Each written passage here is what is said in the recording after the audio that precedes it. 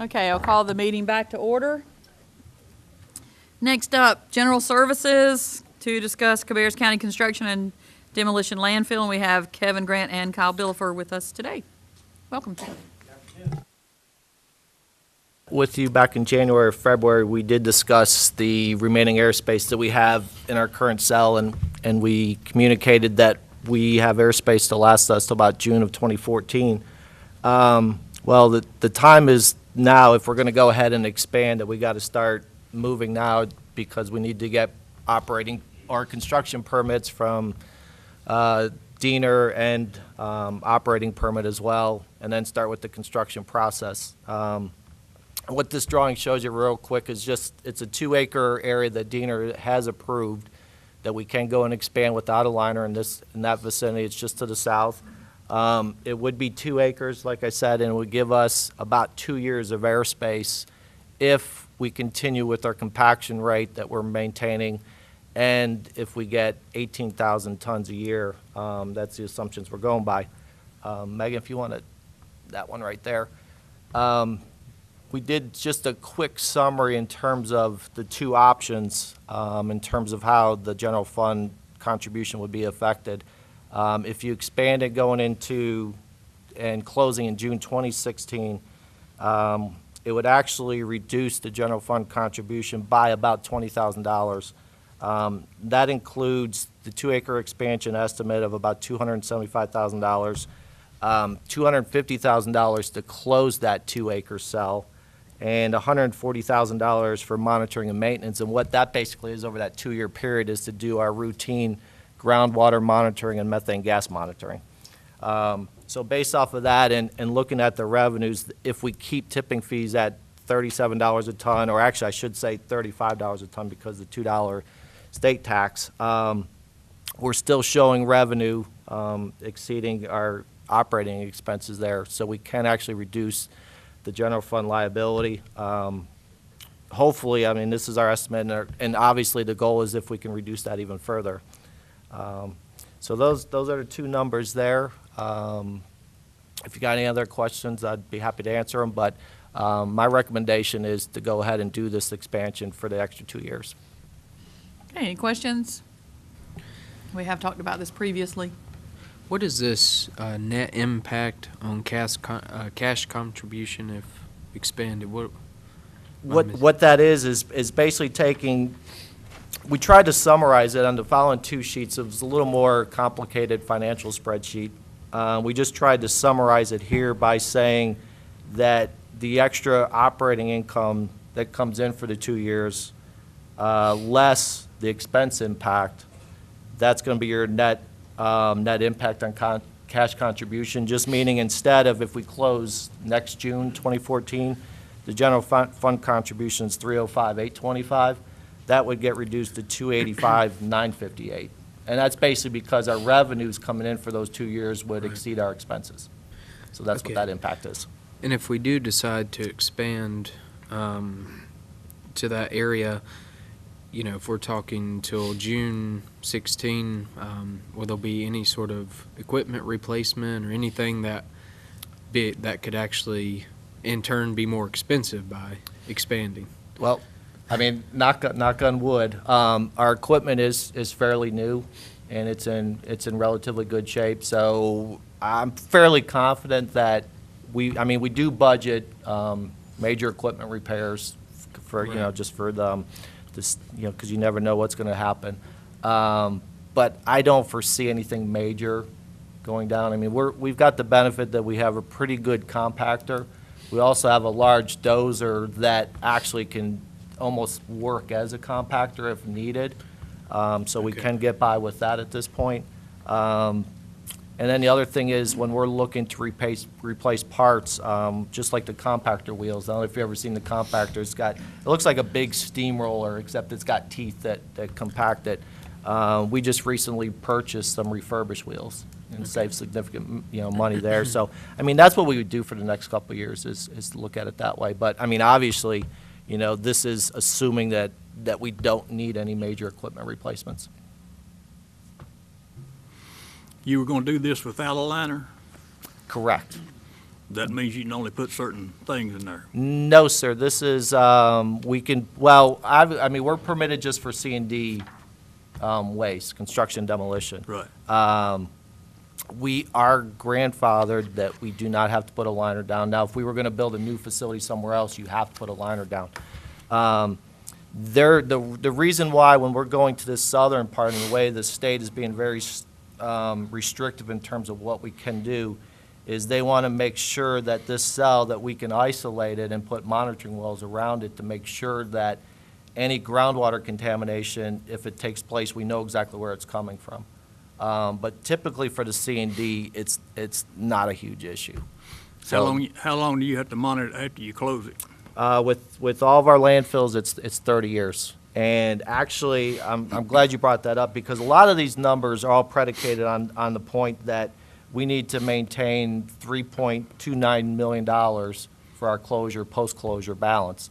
And that's to make sure, and that's what the state kind of mandates, to ensure that you've got money in case there's any remediation or cleanup or things like that. If things go well for those 30 years, we shouldn't come close to this number, but this is kind of an insurance policy for us. Okay. Any other questions? Okay. You guys have the next item, type 3 compost operations.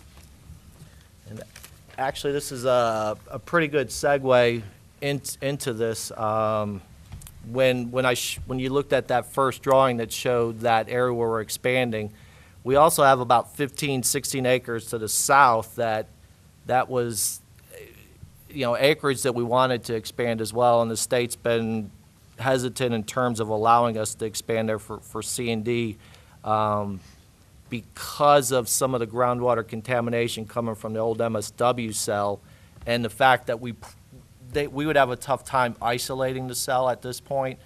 Now, there's things we can do. We can work with the state possibly in terms of doing some procedures to ensure that we can isolate these cells. But at this point, we've got roughly 15 acres available at our site. One thing that we would like to do, and I'd love to see in this county, is to build a compost facility. And eventually a type 3 compost facility, and I'll explain what type 3 is here in a little bit. But basically, to make it, long story short, is to start to receive food waste. So we're not taking this food waste and putting it into the Speedway landfill. We can actually bring it to our compost facility and make good soil amendment. One thing is the Speedway landfill, depending on who you talk to and the data that you see, there's anywhere from 15 to 20 years of airspace remaining. Sounds like a long time, but it really isn't. And I think the time is now to start to look at composting in this area, to start to develop this culture of diverting food waste that we can make into beneficial product instead of just throwing it into a landfill where it just sits there and actually starts producing methane gas. So I think we do need this time to start developing this culture where not only the restaurants and schools and businesses, but even us and our residents, that we start to divert this waste. So as we looked at this, the other thing that's coming up is the city of Concord and Kannapolis generate between themselves about 15,000 tons of yard waste a year. They currently take this to Wallace Farms down in Charlotte. The issue with this is that Wallace Farms compost permit expires in 2015, and there's some odor issues down there, and I'm not going to offer my opinion on what the issues are with that, but needless to say that they cannot do type 3 composting down there any further. They can continue to do a type 1, which would just take yard waste and compost it, but so the city of Concord and Kannapolis, they're a little nervous about where they can take it, and they've approached us on a couple of occasions asking if we could work with them to bring yard waste up to our facility. So that's kind of what's also predicating what we're looking at. To do composting ourselves, I mean, based on the numbers I've just showed you, probably is not feasible because of the equipment we'd have to purchase and the fact that at this point we just don't have the expertise to do composting, especially at a type 3 level when you're involving food, because you don't want to make mistakes and create odors and start issues like they have down at Wallace Farms. So what we've been proposing is a public-private partnership with someone in which we would provide and maintain all access roads to the compost site going back to that 15 acres. We would maintain the scale house and weigh and track all incoming loads. And then the private firm, they would obtain all permits. It'd all be under their name. They would provide the labor, the equipment, and all the structures needed to run this compost facility. So it would be basically their facility. And then at this point, we've discussed loose financial terms, but there's nothing really said at this time that I can discuss with you. So back in February, we put out an RFQ for a public-private type 3 compost facility at the landfill. And then at this point, it's probably best to talk to you about what the different types are. A type 1 compost facility consists of yard waste, unpainted, untreated wood, just basic, stuff that comes that when you're doing some yard work, you bring it to the facility, it gets ground up, and it gets composted. It's put into a pile, and you keep turning it. You let it get the heat up to about 130, 140 degrees, burn out some of the pathogens, bacteria, whatever, and just keep working until you start to develop compost. So that's your simplest way. In fact, we do a small type 1 compost at the landfill currently. Type 2, now you're talking about pre-consumer, meat-free food processing waste and vegetative agricultural waste. Type 3, which would include all the type 1 and type 2, would also include manures, other agricultural waste, meats, post-consumer source food separated waste, and other source separated specialty waste. Now there's also a type 4 that includes municipal solid waste, industrial solid waste, and non-solid waste sludges. That's not something that I would like to do up there. And I don't think zoning would approve of that process if we brought it to them. So we put the RFQ back on, I think it was like February 18th. We received 2 submissions. We received a submission from AgriMatters and from McGill Composting. We looked at both of them. They both definitely have their advantages. They both look fairly attractive. We put together a selection committee, which consists of myself and Mr. Billifer, and we also included Alan Scott, who is the solid waste director with the City of Concord, and Wilmer Melton, who is the public works director with the City of Kannapolis. Like I said, both were very capable candidates. They would do a very good job, I think, for the county. The one issue with McGill is they proposed a type 4 type compost facility, which kind of makes us nervous. Plus, I don't think we'd be able to, like I said, get it approved zoning-wise. Plus, they're looking at building a 75,000 square foot facility at a site, which for doing that type of waste, it's the only way you can do that the state would permit it for. But as I said, based on our zoning designation of agricultural open conditional use, there's no way that we could accept that. So. But in the meantime, when we met with AgriMatters, and just as disclosure, AgriMatters, the president is Ron Gilkerson, and Ron used to work with Larry Griffin with Greenway Waste, so we met when we were looking at a public-private, when we were sharing the landfill. He no longer works for Larry Griffin. This is his own venture. He is independent of him. So I just wanted to make sure I got that disclosure out there because we did have that discussion about a year ago when we were discussing the landfill. What we're all encouraged, and I think we all scored it. I think, Megan, if you could put the score sheet up real quick. Okay, it's tough to say. It was, like I said, we all voted on it, and we weighted a couple of the features, but it was a close vote. Like I said, McGill is very good at composting. They're probably the best on the East Coast. But like I said, they're looking a little too want to grab everything, and it doesn't fit what we want to do at this point. When we had the meetings with AgriMatters, we were encouraged the fact that he wants to initially start out as a type 1 facility, a large type 1, meaning he can take all of Kannapolis and Concord's waste or yard waste and bring it in fairly soon, something that we're very confident that they could get a permit from the state and begin with that. Relieving the burden off of the City of Kannapolis and Concord, And then as we start the type 1, start working with the state towards getting a permit for a type 3. So I like that approach, that it would be a slow approach, that maybe we wait another year until we start bringing in food waste and just make sure we do it right.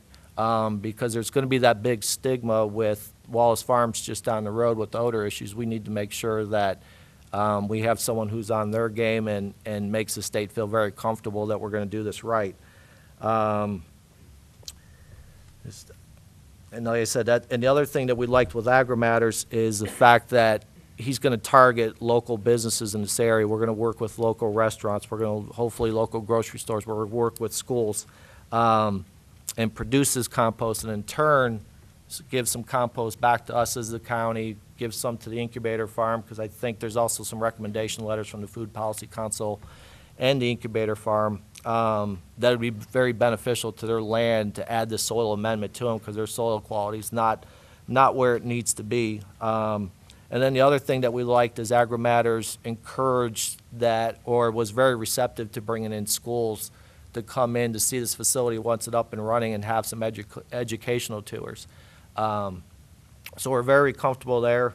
I mean, obviously, if we go ahead and agree that we want to pursue something with AgriMatters, we're going to have to draft up lease and make sure all the finances are in order, provisions that they do get permits with the state, that they're good with it, and then just make sure that we're covered and that we set some milestones that this organization needs to achieve. So, but we do think that it would be a good fit with us.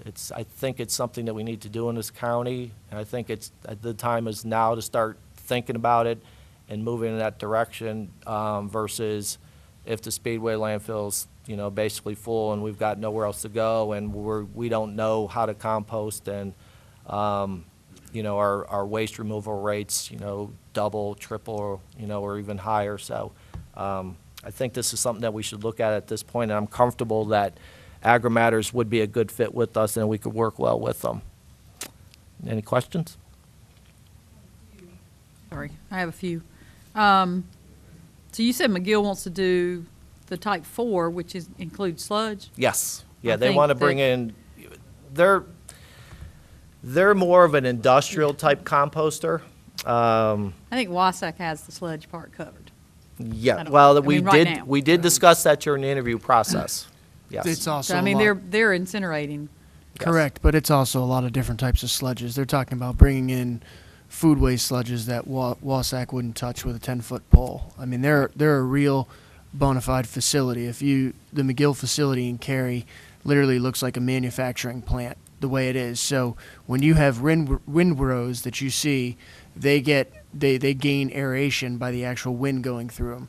The way McGill does aeration is by basically creating aerated funnels in their concrete floor and blowing up. So they're literally making compost like a manufactured widget, if you will. I mean, I like the idea of what you're talking about, them starting off smaller. I presume that, have you looked at financials to see there would be a tipping fee, I would presume, from City of Concord, City of Kannapolis? Does it look like it's a sustainable deal, or does it look like the county is going to have to provide additional funding? No, we would, and I'm glad you Which I would mentioned not that. want us to do. Because actually, we did discuss some initial financial figures for the City of Concord and Kannapolis. I believe AgriMatters was proposing a $15 per ton tipping fee for their incoming yard waste, which was good with Concord and Kannapolis. The only thing that the county is going to provide is just the existing infrastructure, just the roads that we already maintain and we have to take care of, and the scale house and the scale house operator, which that person's already is already out there receiving our waste and our recyclables, and we're going to need that person anyway. So there's going to be nothing else, and we're going to make sure that that's explicit in the lease, that there's going to be no other liabilities for the county. Would the idea, I mean, I understand that we would have access to, the county would have access to some of the compost, the Lomax Farm would have access. Are they planning to sell compost to anybody? I mean, they're going to have a facility, a way to sell it to? They will, initially, what's being discussed is they're going to sell it in bulk, and they will most likely target landscapers in this area, and they'll probably reach out to DOT as well. I know DOT's got a big need for compost for erosion control. So that's initially what their game plan is. I would, with all of that in mind, I'd like to see some kind of financial projection to show that, that it's viable for them. I mean, obviously, they're not going to do it if they're not going to make money off of it. I think the idea of composting and moving in this direction is very beneficial to the area. I have a small compost pile at my house that,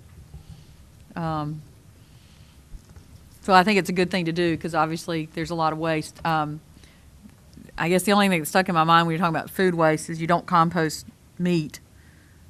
So that would have to. You can compost it, but our initial discussion is we're probably going to avoid bringing meat into this facility because of the odors. Right.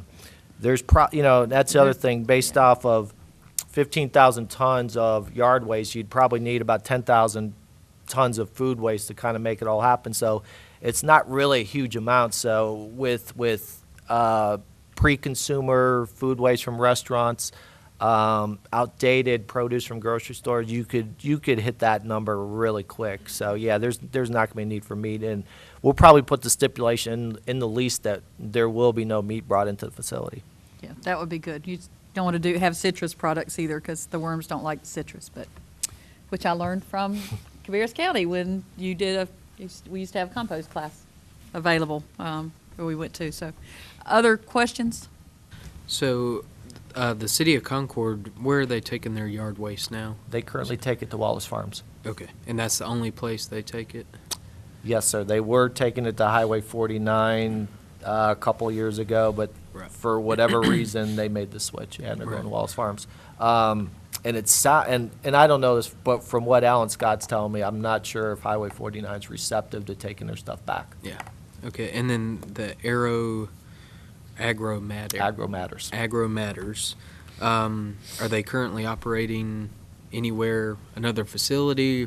What is this going to be their first? This would be their first facility as Agro Matters, but he's got history running two other composting facilities. One is up in Apex, and the other one is the yard waste facility that he oversaw at Highway 49 landfill. Okay, so currently he's involved still in the Apex? No, sir, No. he's not. No, Okay. but that's just his experience. Right now, he is no longer working for Greenway Waste. Right. So he is dedicating everything he has to this venture. If it doesn't work with us, he's got a plan B supposedly. Okay, great. And then I'll ask, I know you said it was going to be phased in, but the food compost, once that's implemented, what's the procedure on that? You mentioned food from restaurants or outdated food from grocery stores. How is that?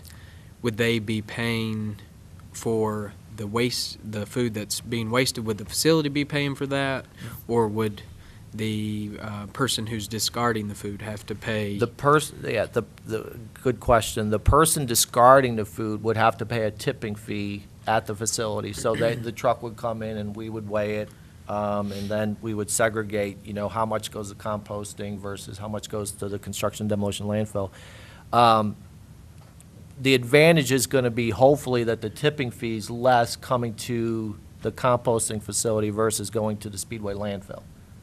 And typically it is. Say if the Speedway landfill, their current tipping rates are $50 a ton, maybe we charge $30 a ton for that waste. So it's an advantage to the person who's looking to get rid of the waste. So it would be a cost advantage as well. Okay. I think it sounds like a good idea. However, I'm not sure how feasible it is, being in the restaurant business when we're discarding our waste, whether it be food products or paper products or what. It all goes into the same, trash disposable bin. And to have employees to try to separate those items is going to cost a business much more money. It's a culture thing, and that's why I said we need to start now, because in 15 years when that Speedway landfill fills up, say if you're paying $100 a month for garbage disposal, What happens if you start paying $300 a month? Right. Versus, and I understand, there's a culture thing. We did that when we had the Commissioners Convention in Concord a couple years back, and we worked with Embassy Suites on composting a lot of their pre-consumer food waste. And we basically took 2 containers in there and worked with them. And there was a lot of issues. There was some contamination, but there was also a lot of success as well. And obviously, it's no different than even when we do the employee appreciation picnic and we try to compost everything. It's a learning curve. There's no doubt about it. But that's what I'm saying. The time is now to start working on this to kind of get this learning curve down. So when the time really comes that we need to get there and start composting in earnest, that at least we've got most of it done. It's no different than recycling. Right. I know it's you know, even at home with me, sometimes you're not used to it. You know, it takes a while to make sure that you put the right container. But like I said, it's a culture that we need to develop.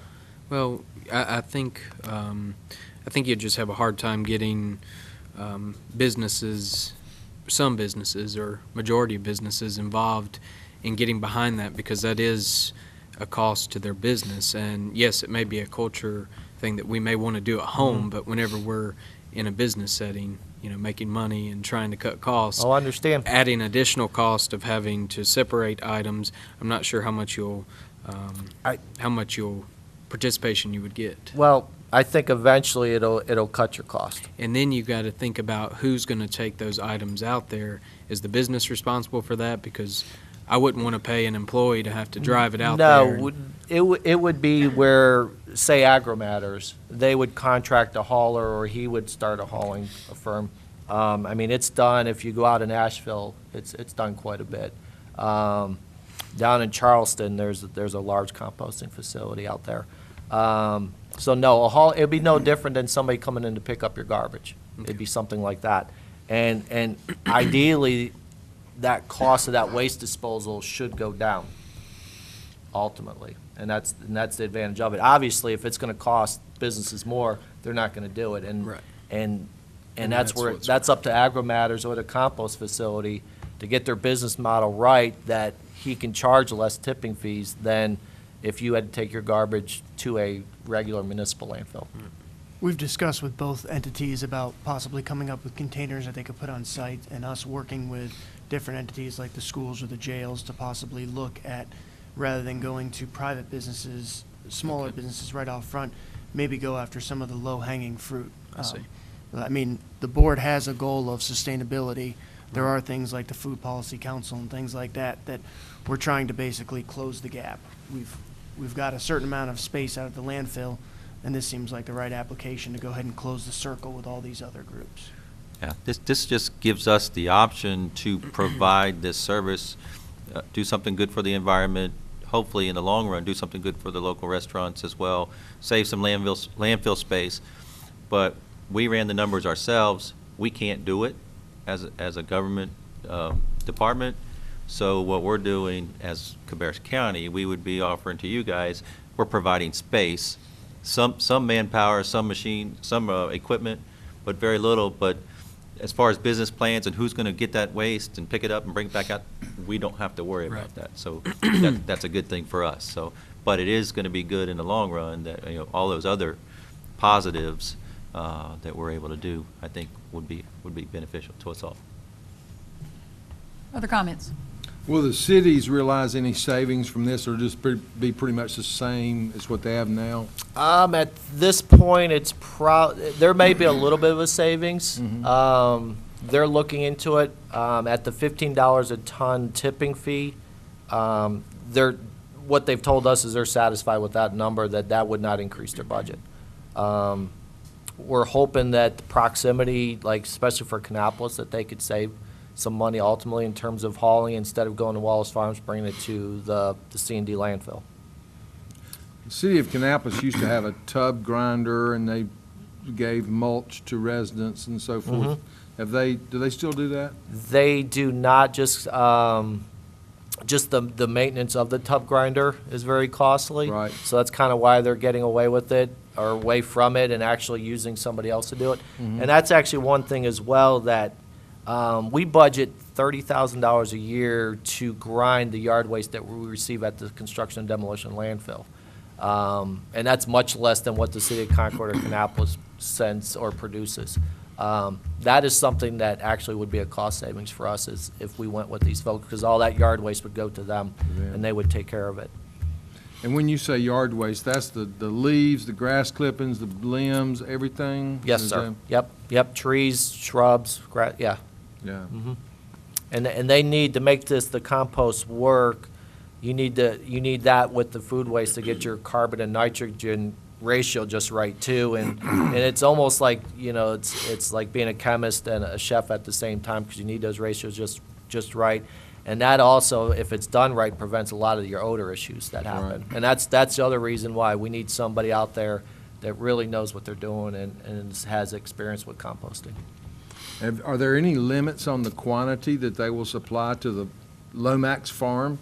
Say if they Yeah, decide to- we haven't gone to those details, but yeah, there probably will be limits, and it's based on his or Agrimatter's financial model in terms of, making sure that he could survive in this venture as well. Right. So we're still looking at it. I mean, we've made some assumptions based off of 15,000 tons of yard waste, 10,000 tons of food. And I don't have it. I could check to see for the next meeting if Yeah, there just are curious. numbers. Yeah. He gonna be on a long-term lease out there?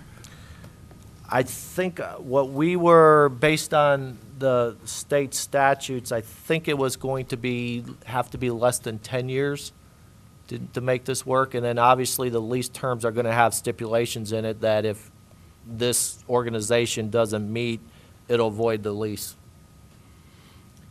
He's taking responsibility for everything he does out there too, right? That is correct. County won't have any responsibility for anything that they do, No. even though it's on their land. I guess that'll be a question for our attorney. What we're looking to do now, just in concept, do you as a board think it's a good idea for the county to get into this type of business or to offer this service? And then what we would do is go back, take that, if you agree that the RFP process was something that you would support, the firm that we've chosen just based on those criteria, give us the opportunity to go forward. Then we would start with those financial and business discussions that we've not really had in detail, and then we would bring those back to you with an agreement or / contract, and we will make sure liability-wise that we're going to be protected as much as possible, the length of the terms of the lease, we're going to make sure that the county's protected. And we'll vet those through our attorney, but then that will come back to you. That's not what we're asking. We're just asking for direction.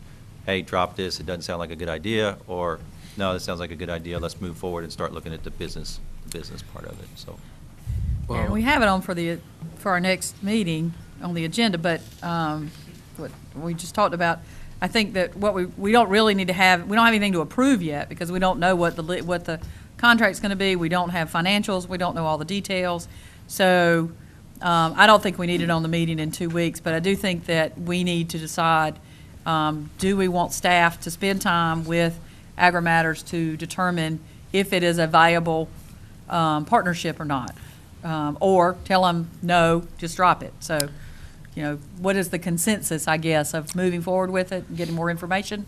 Or not interested? Yes, sir. Well, I would like to say I would be in support of the compost idea and someone, developing that area and taking charge with that.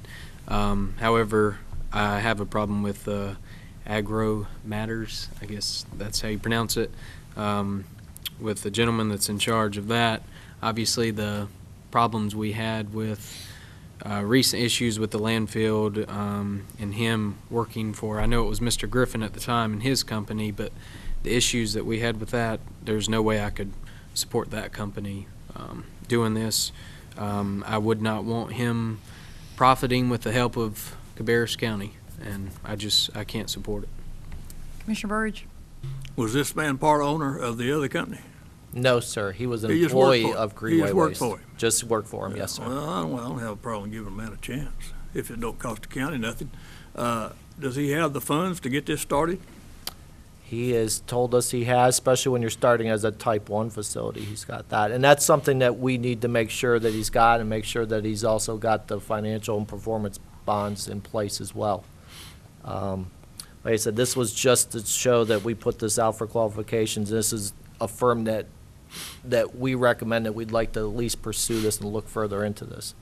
Obviously, if there's some stuff that shows up during the negotiations, that we would move on and either look into McGill with provisions or reopen this up to others. Well, it's something that we need somebody doing. And, you know, if the man can do it, I say let him do it. Okay, Commissioner Morris? I think it's a great idea, and I trust that staff will do what is appropriate as far as determining who we work with.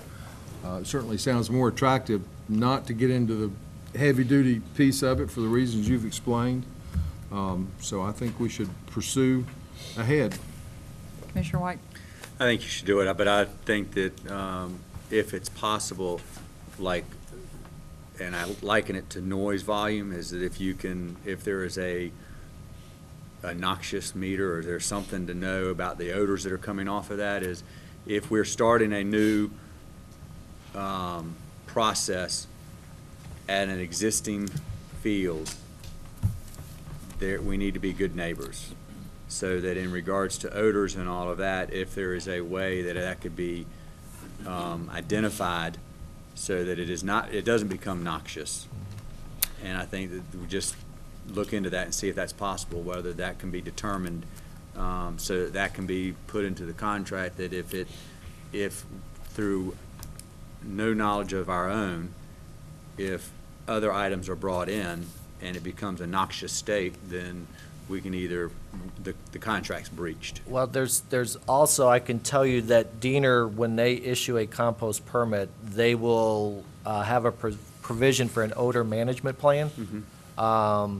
And if you look at Wallace Farms compost permit, they actually have a residential committee that there's different people from Skybrook and Highland Creek that are on this committee, and that when there are issues, they meet monthly and they do discuss this, and they do get with the state, and they do get with, you know, the ownership, and do discuss that as well. Yeah, no, I agree that that's got to be huge. And if there are complaints, the state will be out and they'll put an end to that permit. I can guarantee you that. Well, I mean, the difference is Wallace Farms was there before Skybrook, Highland Creek, and all the residents moved to Wallace Farms. This is a different situation. We have existing homeowners in that area that now we're wanting to change how we're doing business on that property, and I want to make certain it doesn't affect their enjoyment of their property.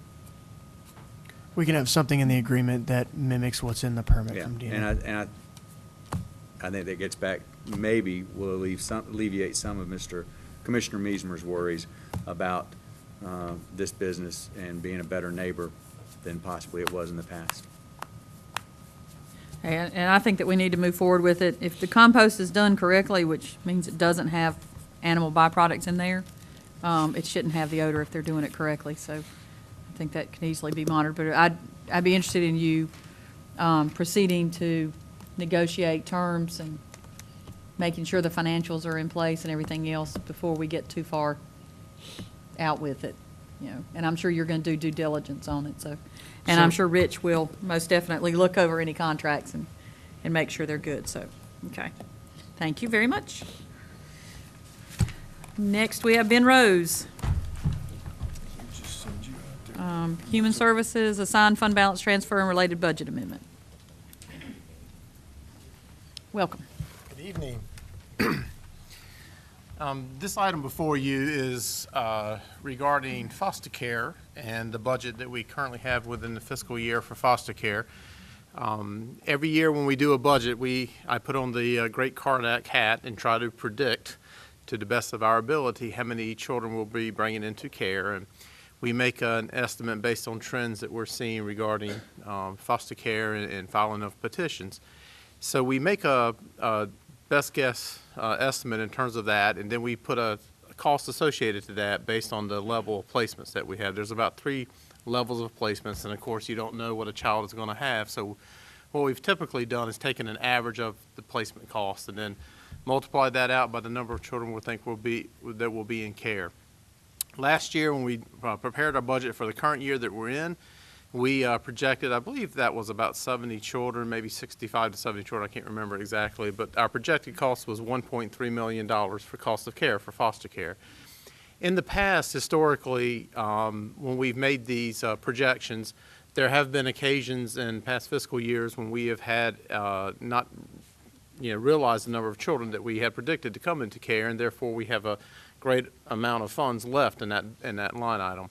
So for this current fiscal year, working with Pam, we basically projected $1.3 million, but budgeted, I believe, $900,000 for this, and with the understanding that there would be $400,000 placed aside in case we needed it. Well, unfortunately, we have seen very much of an uptick in petitions this year that we're filing and bringing a lot more children into care.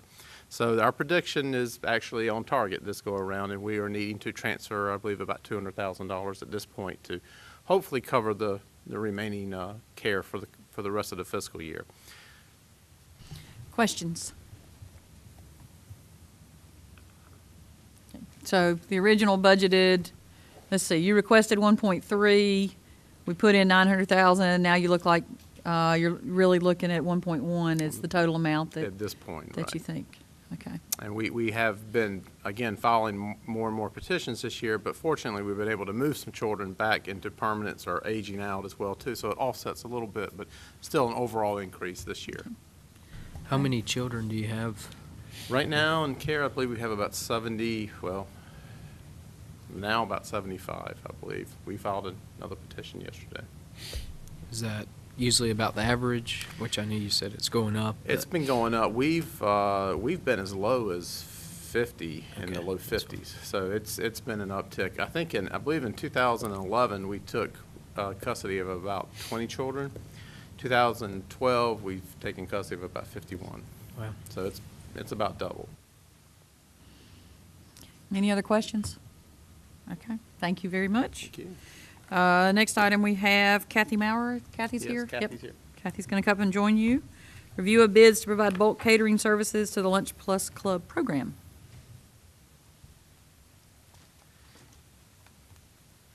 And this item has actually changed a little bit since the agenda item was created, as now we basically have one bid. We had two bids, one was withdrawn. So we basically have Punchy's Diner as a formal bidder for the Lunch Plus Club program. I'll let Kathy provide any other information that's needed. We did do an invitation to bid, and at that point in time, we did have two bids. Since that time, as Ben said, one of the bids did officially withdraw due to the fact that he was in the process of starting a new business, establishing a new kitchen, and was unable to get inspections and those types of things done prior to everything coming together for him. So at this point, due to that withdrawal, we do have Punchy's Diner, who has submitted a bid to provide meals at $4.65 a meal to our Lunch Plus Club sites, which there is 5 in the county, 1 in each community. And that would be at providing around 4,600 meals on a monthly basis at this point right now as to what we serve for our seniors that come to the Lunch Plus Clubs. Okay, questions?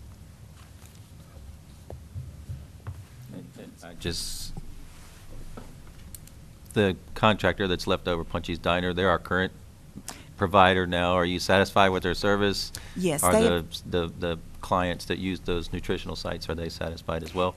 Yes, they have been providing our meals, not only for Lunch Plus Club, but also for some of the things at Senior Center. And they've been doing that for the past 4 years, and so we've been really pleased with them.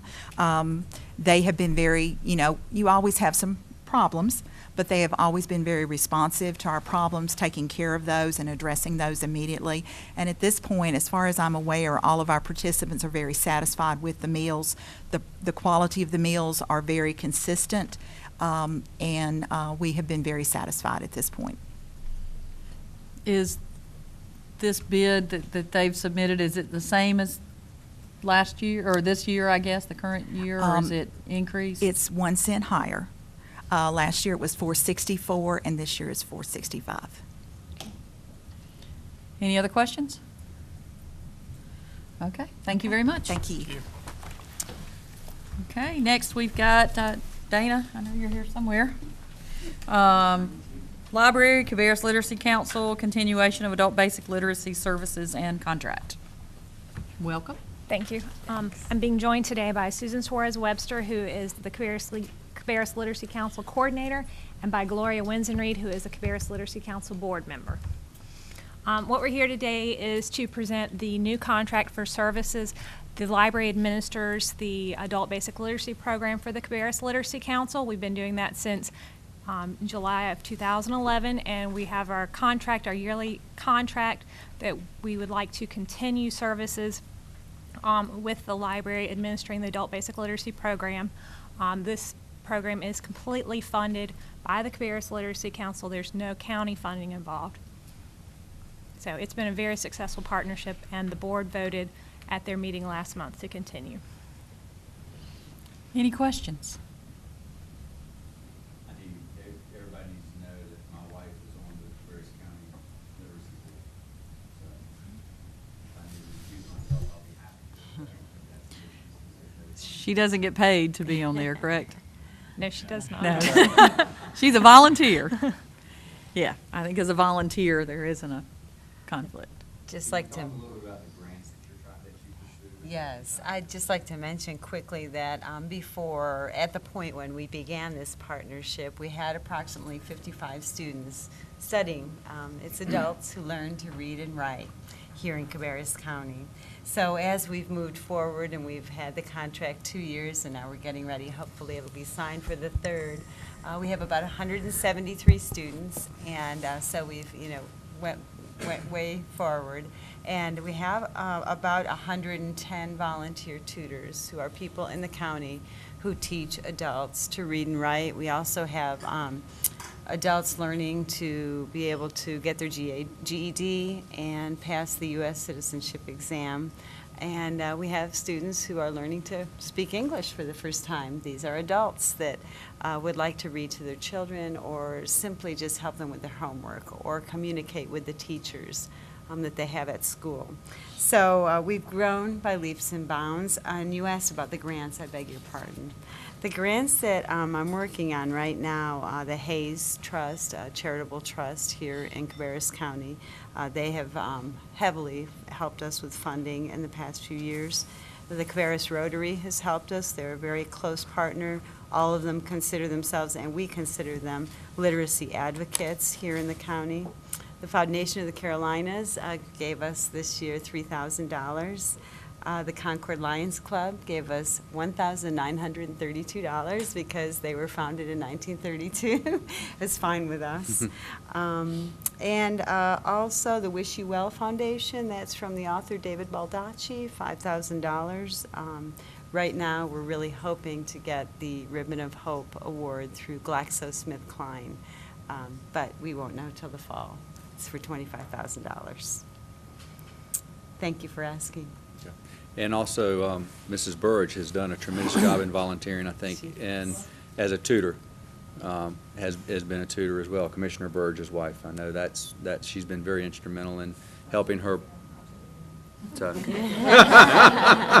we won't go there. So. All kinds of people are coming from all over the county, from different paths of life, to volunteer tutor.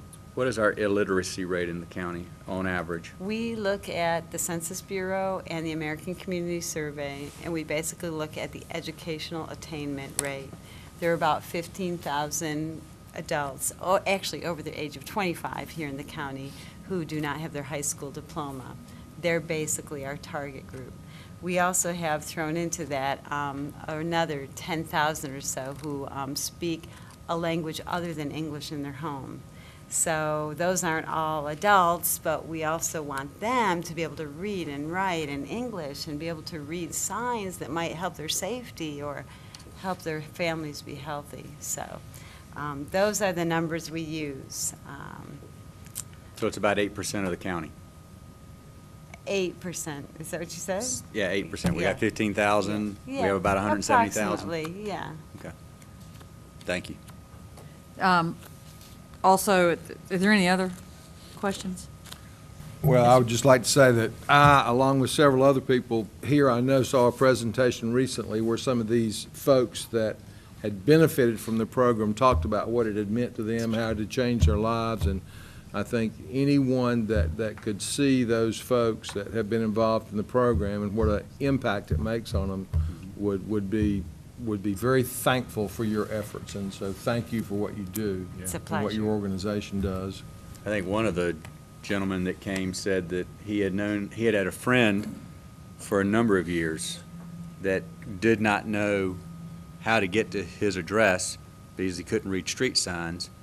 And going to one of the tutor sessions, he read the street sign, was able to visit a friend that he hadn't visited in 15 years. So, you know, little stories like that is amazing. And I also want to mention, you have the Scramble 5K coming up on April the 13th. Yes. Do you want to say something about And the man that? next to you is going to run, actually, so. He's going to walk. Yeah. Anybody who'd like to help us, it is a fundraiser, $20 to run or walk, whatever you'd like to do. And we have already over 200 runners, but we'd love to have a few more.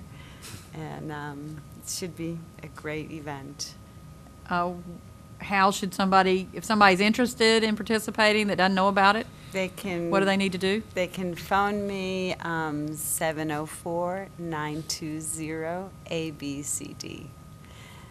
Or go to our website, cabarrusliteracyaltogether.org. Okay. And just another comment that the Cabarrus County employees do have an option of Yes. choosing the Literacy Council as one of their choices for donations through Yes. our Cabarrus Helping Hearts and Hands program. I appreciate that you mentioned that. Over $3,000 were given last year, and now another 2,900 or 2,600 maybe have been promised. Thank you very much. It's been a great partnership. I think I would agree with you. So we have that, the contract on our agenda then. Thank you very much. Thank you. Okay, next, I saw Brent. There you are. Brent's here, Greg, and I think maybe Jonathan's going to help. Request approval to complete the survey of the Cabarrus Stanley County line. Some people may be in for a surprise. Hopefully you've notified them. We did. And as we talked last time, we talked about sending out letters to the individual property owners, which Greg and Kasha worked on that and accomplished that. I think 146 letters. Then we had a meeting on March the 7th where we had a public forum over at Mount Pleasant Library where Greg and Jonathan and Kasha and myself met with people who were interested. We had, and I'll just let Greg update you on those conversations and how many people came. On that date, on March the 7th, we met at the library and we had 15 citizens show up, and most of them had heard about were made aware of this by the letter that we sent out, and I appreciate Kasha and her efforts to assist me in writing that letter. And the letter explained in detail what we're expecting, what's going to happen, what's going to kind of a timeline. We included that in there also. Also in the letter, we included access to the website that had mapping, our timeline on it, and let me just get that real quick. Also, we had a hot topics section on the website that folks could look at and to get more details about what the survey was about. I have personally met with 5 people that night at the library, and excuse me, a few of them have come into the office and got more greater detail about what was going on. So the reception has been very positive about this whole process. Most folks were inquiring about how it was going to affect their farm program, and we've answered those questions, and they've been satisfied with the results. So also, Stanley County had a meeting on March the 25th. They had a drop-in session in Locust at their town hall down there. And as far as I know, the results were positive there also, but I did not attend, so I don't have details, but maybe Jonathan can provide something as that meeting went on. That's kind of where we're at right now. We're just kind of waiting for approval to move forward, and we'll go from there. I will say that when I was at the Stanley County meeting, and I did leave before they completed it, but they had less people there, in part because they, toot Kasha's horn here, the website, as she set it up, they just directly link to it. So when you go to the Stanley County site, it just says, go see Cabarrus. So the people are able to go on and actually pull up their own properties on GIS, and they can see the mapped Stanley County, where Stanley County currently maps the line, where Cabarrus maps the line. And keep in mind, we don't map it in the same place in most cases, and where it's proposed to be. And most of the folks we talked to in Mount Pleasant, and the few people that came into Stanley had already done that, and gone in and seen it, and they were just asking more specific questions for their own property. We have a couple houses it looks like are affected, so you'll note in the agenda item that there'll be a resolution that'll come before you. Commissioner White had said that you did not want services to be changed from one county to another. One of those houses does appear to be vacant at this point, but what I've done is in the resolution in the draft form, and our attorney is reviewing that, as well as land record staff and our own communications staff right now.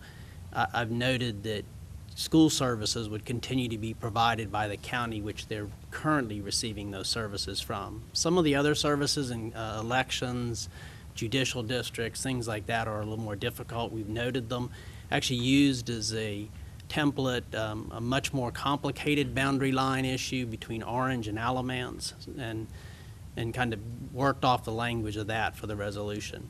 Senator Hartzell has introduced a blank bill at this point, but I've communicated with the bill drafting staff, and we'll be getting them this resolution as it goes forward in the draft form, and then ultimately as the two boards in Stanley and in Cabarrus act on it. So you can use that for drafting the final legislation. Hey, so concerning the schools, is there a residence that is currently in one county school district that would be in the other county school district with the moving of the lines? There is a residence that is split by the county line currently and would move entirely. It would be with the movement, with the line set where it's proposed, would move entirely into Stanley, I believe it is. So Is yes. that vacant?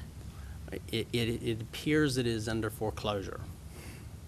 Okay, because my only comment as far as the schools go is that if it is in Stanley County, then the local dollars that fund students in that residence would be in Stanley County and not in Cabarrus County. So you would have students that attend the school without that local portion because they're not paying taxes So the in Cabarrus County. So if it is vacant or under foreclosure, then it would, if it's in Stanley County, it needs to go to Stanley County. So the way it's worded, they would have to currently be attending the school district either in Stanley or Cabarrus and want to stay in that district. And the local funding was not addressed in the legislation that was passed previously. It was only the state portion of the funding that would continue to go to the county in which the county that they go to the school in. I think we do need to look at that. Yeah, we do need to look at that it could be further. one or two, but if it's vacant, then that house should go with wherever it is. And it would. If the line was changed when that student came in, they would had to have attended the county school previously, and that's the way it's worded. Okay, I guess I'd want you to follow up and just make sure if it's truly under foreclosure or if it's vacant, just to make sure that that's not some loophole that's out there that, you know, for some reason, and I don't know, but. Both Stanley County and Cabarrus County sent direct mailed notice to the residents to those houses, and we did not have anyone with a school child show up at either drop-in. Or Stanley didn't, and neither did Cabarrus. I also went through our Cabarrus County schools, and based on the roads that cross, asked for address checks. It appeared there were 2 students on different roads that were right on the line but unaffected. But we'll go back and triple check that one. Okay. Well, I mean, I believe you, and the other thing would be, as far as fire service goes, what would be the fire district that it's in? The fire Does districts that actually, change? in some cases, for instance, Richfield is already covering the county line area. Gold Hill, I believe, covers part of the county line. So those districts, to some extent, are not affected by county line anyway. We have cross-jurisdictional districts there. Okay, so there's nothing that's, as far as you can tell, there's nothing that's going to impact, as you talked about earlier, a homeowner's insurance rate, who would, in the event that there was a call to 911, which system would it go through? I mean, I understand saying that we don't want to switch anything from one county to the other, but if it's more advantageous for them to be in the other county, either they're going to get quicker service or it's less expensive. Stanley County property taxes are less than Cabarrus County, then, you know, I think that it should be treated, as long as there's plenty of notification, then it should be treated in the county that it's in. And they have discussed tax issues, I think, was one of the bigger questions, because most of this concerns raw land, and Greg can tell you the you know, how much it moves on individual properties. But service-wise, unfortunately, one of the more dense developments is off of Highway 200. It was an area that the town of Locust annexed. And you already, to provide services to houses that are in Stanley County, because of the way the roads have been built. Is that Red Bridge? That's Meadow Creek. Meadow Creek. They have to go into Cabarrus County, down a street, and as they're going down the street, they cross back into Stanley. Now, that road will ultimately connect to another road in Stanley, and it looks like it's under development again. But it had halted for some period. So it is unfortunate, we already have some services in which they're leaving one county to get to the other. And We have there some is of that over in Mallard Creek, too. We do. There is some effect on that because the line actually shifts a little bit there, but it's to no greater extent than it was previously because of the development that had been approved. Okay. The requested action for us at the next meeting is to have a public hearing on it, and then to approve the surveying and placing of the monuments along the line, and a resolution asking the legislature to follow the bed of Rocky River as far as where that line will be located. Any other questions or comments from commissioners? Any more information that you need? Okay. Thank you very much. Thank you. Thank you. Okay, now we have some discussion items. These were some possibly no actions. I added these along with the county manager. The first one, 5.1, is Charlotte Regional Airport Authority. I don't know if you guys been getting any emails. No? Yes? Yes? Yes? Yes? You need to check your spam folder. Sean Dorsch is, I don't know if I pronounced his name correctly. He's the one that I've been getting emails from. Madam Chair, do we have anybody here to talk to us about the Airport Authority? And if we don't, I think we do have some people from essential and non-essential. Can we have that first? Yes. Can we switch it in that way? Sure. Some of the I don't people think that have there's been. anybody here. We were just going to try to cover what information. We don't, have. okay. Not a problem. No, that's fine. We If we don't have have- anybody for that, I just want to make certain I don't want to inconvenience the people that are here. No, that's fine. Do you want to, if we can flip-flop. We'll do essential versus non-essential, then we'll come back to the airport. And then we also have House Bill 343 to talk about. Those were two we added, so. 343. That's on the back side of your agenda. Go ahead.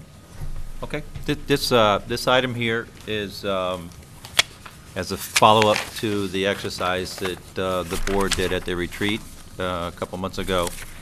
And what we did was provided you the opportunity to express your interest or no interest or your feelings towards some of the programs that are not mandated and that do not have revenues associated with them, or at least complete revenues. And in other words, local money is being spent for those programs. So you had an opportunity, excuse me, at the retreat. Time ran out, and then also some of you had requested some additional information just based on the title of the program and the information we had provided at that time. Still had some questions. So we sent those back out to you. We've tabulated the results of what the members had sent back to us, and then also provided a description of the program. And we went through and just using the basic math, if it was three stars or 3 X's on your chart there or more, we assumed that it was a majority support, and then that we would proceed with those programs in the current, in the proposed budget for next year, and maintain those programs. If it was 2 or less, we were requesting that you either discuss them tonight and give us some direction. Do you want to continue those? And what we've got department heads, department managers, other staff, and then we have some individuals who serve on councils that are on this list as well that are here that could provide some additional detail and maybe answer some of your questions as well. So you've got two separate stapled here. Probably, I'm not sure. You want to do human services first? We've got quite a few from human services here. Okay. Does everybody have the matrix that they can see? I've got it on my computer. I don't have anything stapled in front of me. Okay. I mean, I don't need it stapled. Okay, as long as you got something you can look at. Yeah, As long as that's it's the fine. same as what's on the. Yeah. Yeah, the HCCB, the Links Nutrition. If you're looking at your Links Nutrition, Ben. Yes. Come on up, if you would, ladies, if you guys would come up with them as well. Okay, that's page 99 if you're looking on the iPad.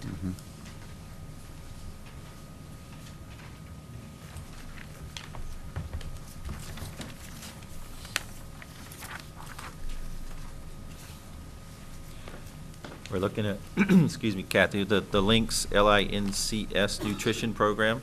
If you want to talk a little bit about that, the Supplemental Nutrition Program, and then the Consumer Directed Services. Okay. First of all, Links is linking information and nutrition with Cabarrus seniors. Basically, what this is designed to do is it's trying to fill a gap between those folks that are participating in Lunch Plus clubs and that are receiving home-delivered Meals on Wheels. It serves 55 years and older in Cabarrus County, and it is also targeted for those individuals who, due to income, are receiving a very minimal amount of food and nutrition services through what we traditionally call the food stamp program. These are boxed meals. We get the boxed food items from Second Harvest. It is free of cost. There is no cost to the county. Basically, they do deliver this to us, and our cost basically is incurred in just having staff to distribute this to the folks that come in. Right now, we're serving about 15 individuals on this program. But what we are hoping to do and what we had conversation in doing is also connecting with the church in Midland to try to do this distribution in the Midland community as well. Since there's no cost and we could at least have a staff member to go and help with the volunteers and get them oriented to what they need to do in Midland so we could also distribute the food there. We have also had some conversation at the direction of Mr. Downs with the Cooperative Christian Ministry to see if they would also be willing to do the distribution part of this for us, so then that way we would not be tying up staff time in doing that distribution. And they are considering that. In fact, they're going to be coming to visit the distribution this month in April to see how that goes. We, of course, would still do the eligibility process and the paperwork, which is very minimal. But at this point, that would be what costs would be incurred for us to continue to provide the program. Hang on, if you don't mind, let's do them each That's fine. individually. Sure. So I didn't know what this one, I didn't have a whole lot of information prior to when we were doing this activity as to what this particular item is. So that's good information. It's a little bit of staff time, but right, yes, ma'am. Otherwise, there's no cost to the county. Right, and in fact, Second Harvest does even deliver the food to us, so. How is it distributed once it's received by you guys? Basically, right now, we are storing it at the warehouse in Concord, and the folks come in one time a month from around 10 to 1, and staff is there basically, and the consumer or the client comes in and picks it up and then takes it home with them. Okay.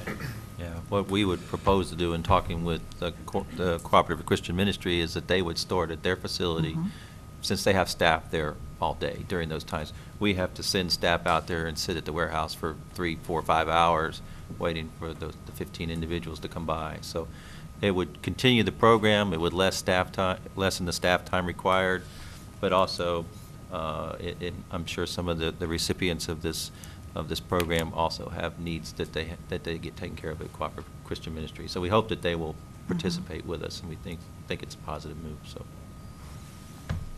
Why is the number so low? I would think it would be much higher than that. 15 people? Well, I'm not sure that we have done, that the appropriate Really? outreach had been done.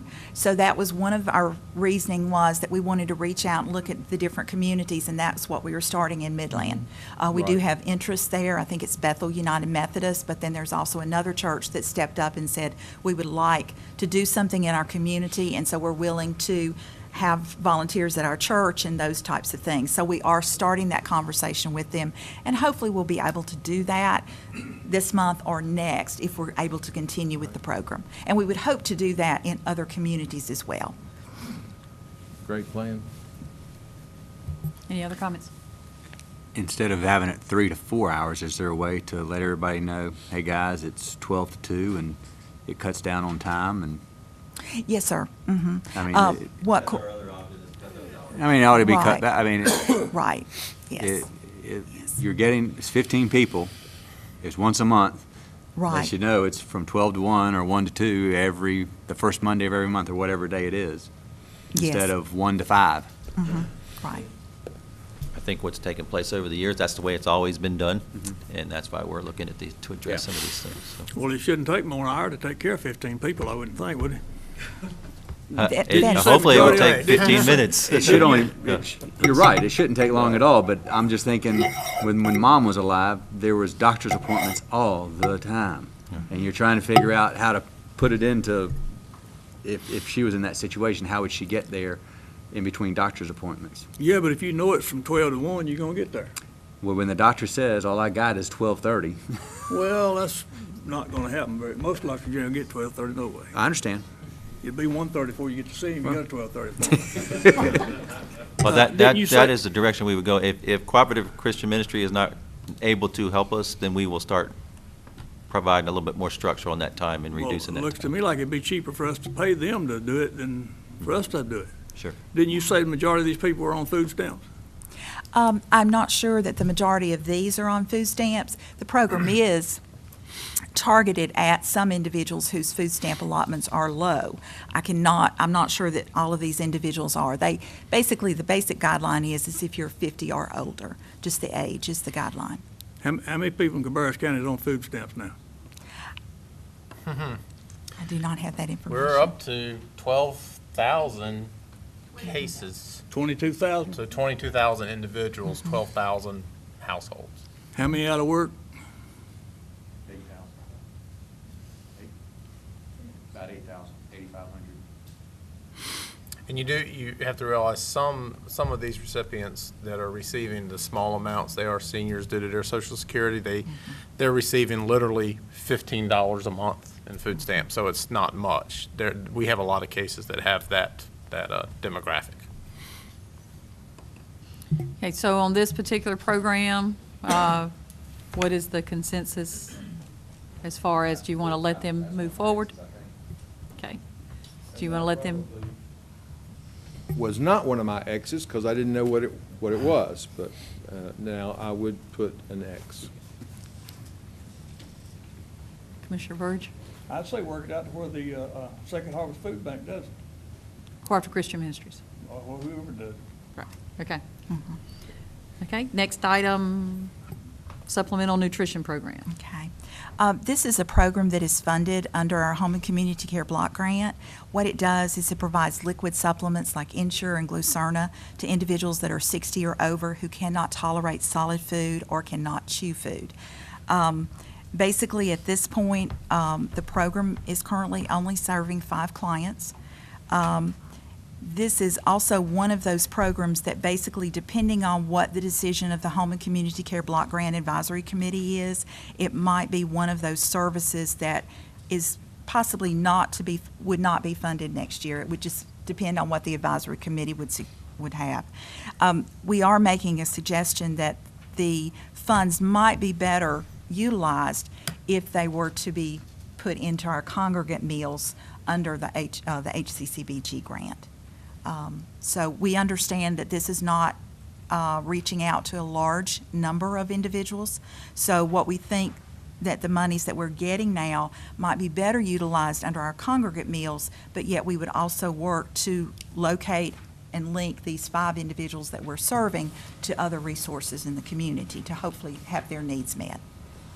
I think it needs to be folded into the congregate meals. What's the cost of the program now?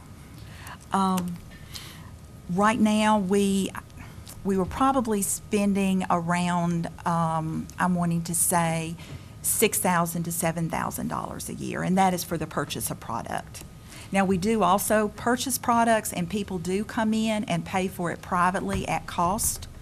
But at this point in time, my concern was the 5 individuals that we are serving. Those that are buying the product by private pay, they, of course, would have the option to go out and purchase it just like everyone else would. Our goal would be to connect these 5 clients with other resources to help meet their need. Okay. How do you want to proceed? Commissioner White said to roll it into the congregate meals and lunch plus program and have them identify other sources for those 5 individuals. Steve? I would tend to agree. Does this have any budget impact on us? Yes, Yes. it would. We would not be utilizing county funds Right. to purchase the products. Right, yeah, I would agree. Commissioner Burge? I would. Okay. And the next one is consumer-directed community resource connection. Okay. I would just, before we move on, I was going to point out there are 2 above that that didn't have any exits. County General Assistance Administration and Consolidated Personal Care Program that we passed over. Okay, well, let's do community resource connection next. And Oh, okay, all right. we'll go back, we'll catch those 2. Thank you. Okay. Basically, the Community Resources Connection is an initiative that was started at the state level, and our county applied for a grant and received grant funding for that. That funding, of course, is no longer there and available, but we have still continued to move forward for this, this program. What this is designed to do is to help with awareness and education and information for our individuals, our older adults and disabled adults, as well as giving them options, counseling, helping them to know about benefits, employment options, and also helping them to gain access to services in our community.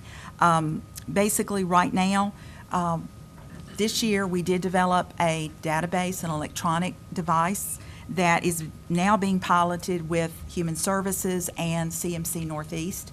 And basically what we are doing with the hospital now is they go into the database, and if they have identified a patient that they have that needs to be connected to resources, they enter very minimal information, and then that is sent out to our agency for us to contact that individual to be able to connect them with services. We will also be making a concerted effort, if we are to continue, with outreach in the community to try to bring in community partners so that we will have a lot of individuals at the table so that we are connecting our older adults and our disabled individuals with all of the resources in the community. It's more like a one-stop shop or no wrong door. When I contact someone about my mother who needs services, I only have to talk to one person, and then that person helps to connect me to all of those other resources or gives me what my options are within the community. As I said, at this point, we are doing that pilot, and hopefully we'll have the kinks and those things worked out, and hopefully we'll be able to pull in more partners before the end of the fiscal year.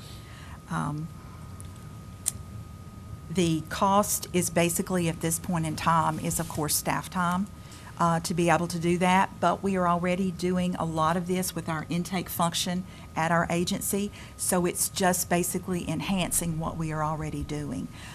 We do have some funding requests in here, but that is just basically to continue to help us to continue with our outreach to bring more partners to the table so that we can have a no wrong door concept for our whole community and for our whole county. What's the amount of the funding request? Hold on a minute, I might have it here. I think it's on the first page, if I'm not mistaken. I apologize. At this point, it's $10,000.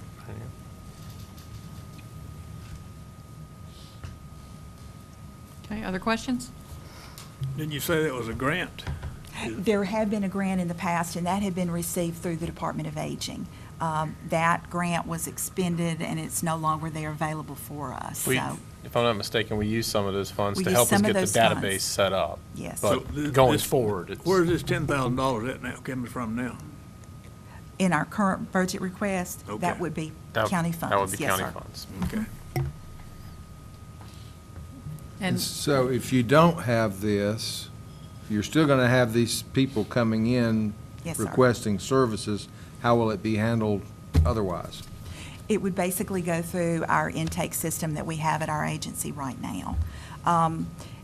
We are just hoping that by having this in place, it will be more of a seamless type of access for our citizens so that we can hopefully, if I could give you an example, we had an individual who came in, an older gentleman who came in to us.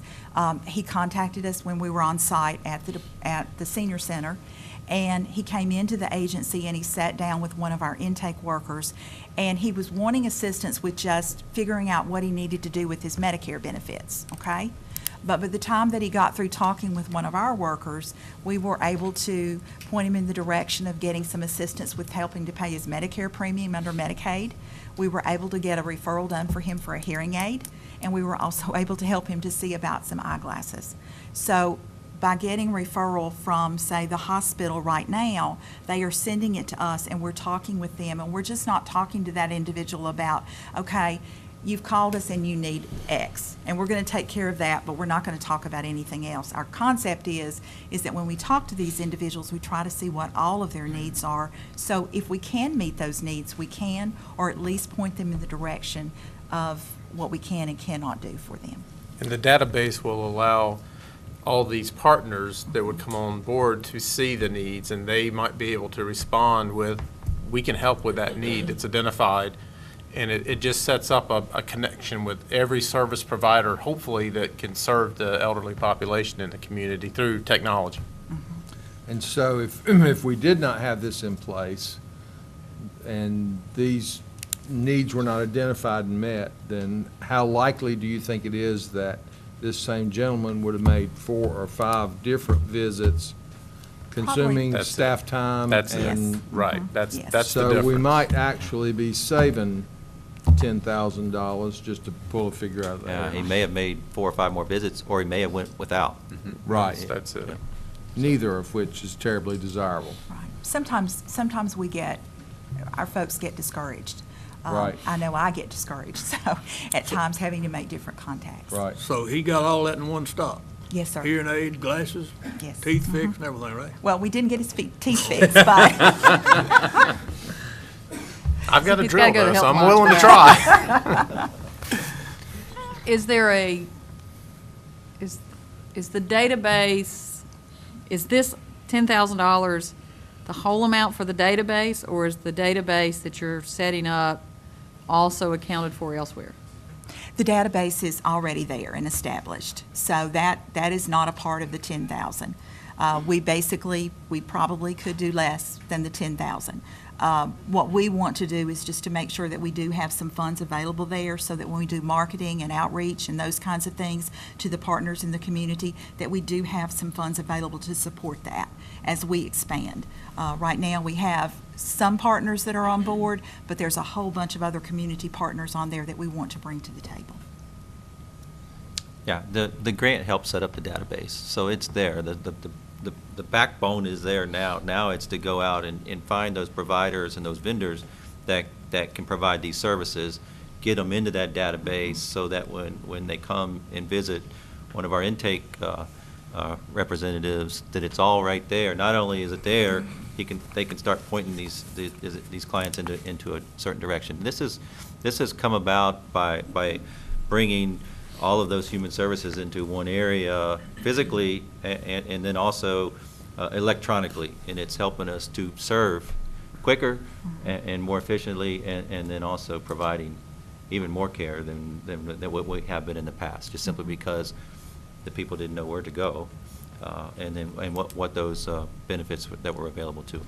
And the goal might be in the future as well is a web-based interaction where if you have a mom that has needs, you can actually just enter information and it's routed to us without even having to come to the agency. And then we connect you with providers to help meet those needs and coordinate it that way. So it's really has a lot of potential, but we're taking baby steps with it.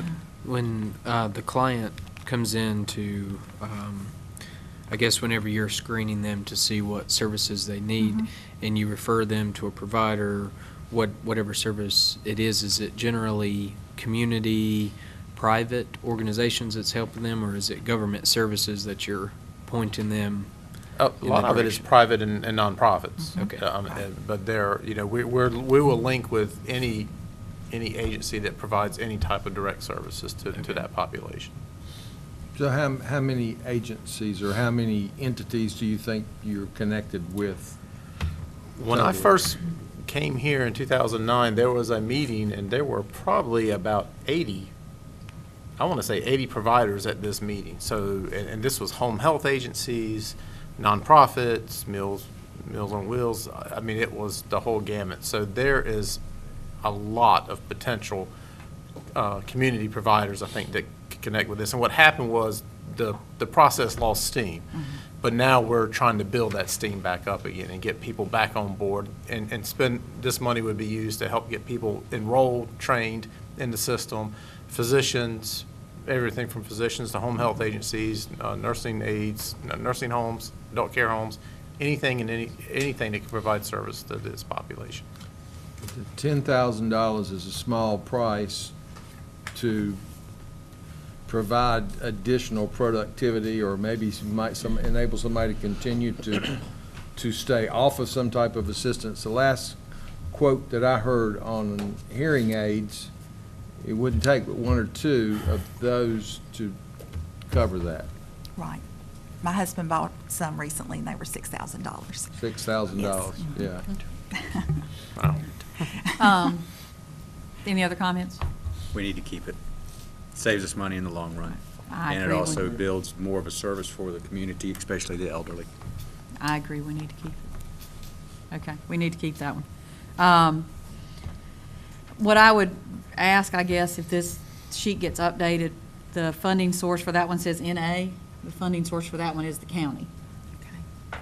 Correct? That's true. So instead of NA, I mean, I think if it's a county funding source, that I'd like to see that. Okay, because NA means the county. There wasn't an outside source, I'm I sorry. understand that. I'd like But I'll to fix that. I'd like to see county under there. So, next one, consumer-directed services. Okay. This is a service that basically is also funded under our Home and Community Care Block Grant, and is dependent on that advisory committee, of course, designating that as a continuing service. It provides assistance with activities of daily living, such as bathing, dressing, feeding, those types of things for our citizens and residents that are 60 years or older. It helps the consumers to locate individuals or choose who they wish to provide those services to them in their home. And what the goal is. Can you stop right there? What's the Oh, I'm difference between, you said bathing, da-da-da-da. An instrument, okay. Right. What's the difference between consumer-directed services and consolidated personal care program then? Okay. Consumer-directed is funded by Home and Community Care Block Grant, okay? Okay. And it basically is one of those where they have a very specific budget of $800 per month, and we work under those parameters. Consolidated Personal Care Program is a Medicaid-funded program. Okay, so it's the same thing, it's just one is Medicaid funded Right, and yes, one there are is, different funding sources. home care, community block grant, Funds consumer-directed. right. Mhm. But the county funds 10% of that. Right, that is 90% comes from correct. the federal So, government. yes. Mhm. Correct. Mhm. And Right. Medicaid comes 100% from the federal government. Yes, it does. Mhm. Mhm. Yes. Correct. So basically we have 7 consumers. It's a very, very small program.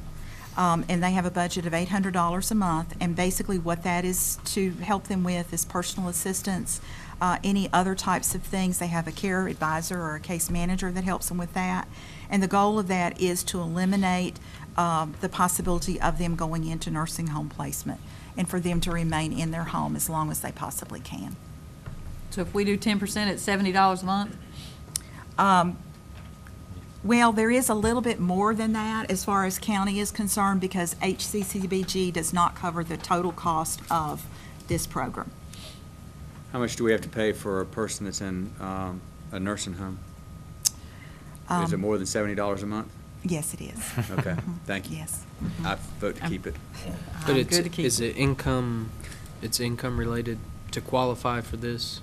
Basically, it is age, 60 or just age. older. Now, one of the things that I want to say about our aging programs that do look at this as far as age, a lot of times we are meeting needs of a population that does not qualify for Medicaid or has a little bit too much money to qualify. So these sometimes are individuals who are basically falling through the cracks a little bit. Okay. And so that's why these programs, when we look at age, that's the qualifier. Plus, they have a need. Okay, the Consolidated Personal Care Program is income-based. Yes, Correct. you must be Medicaid eligible to receive Okay. that. Mhm.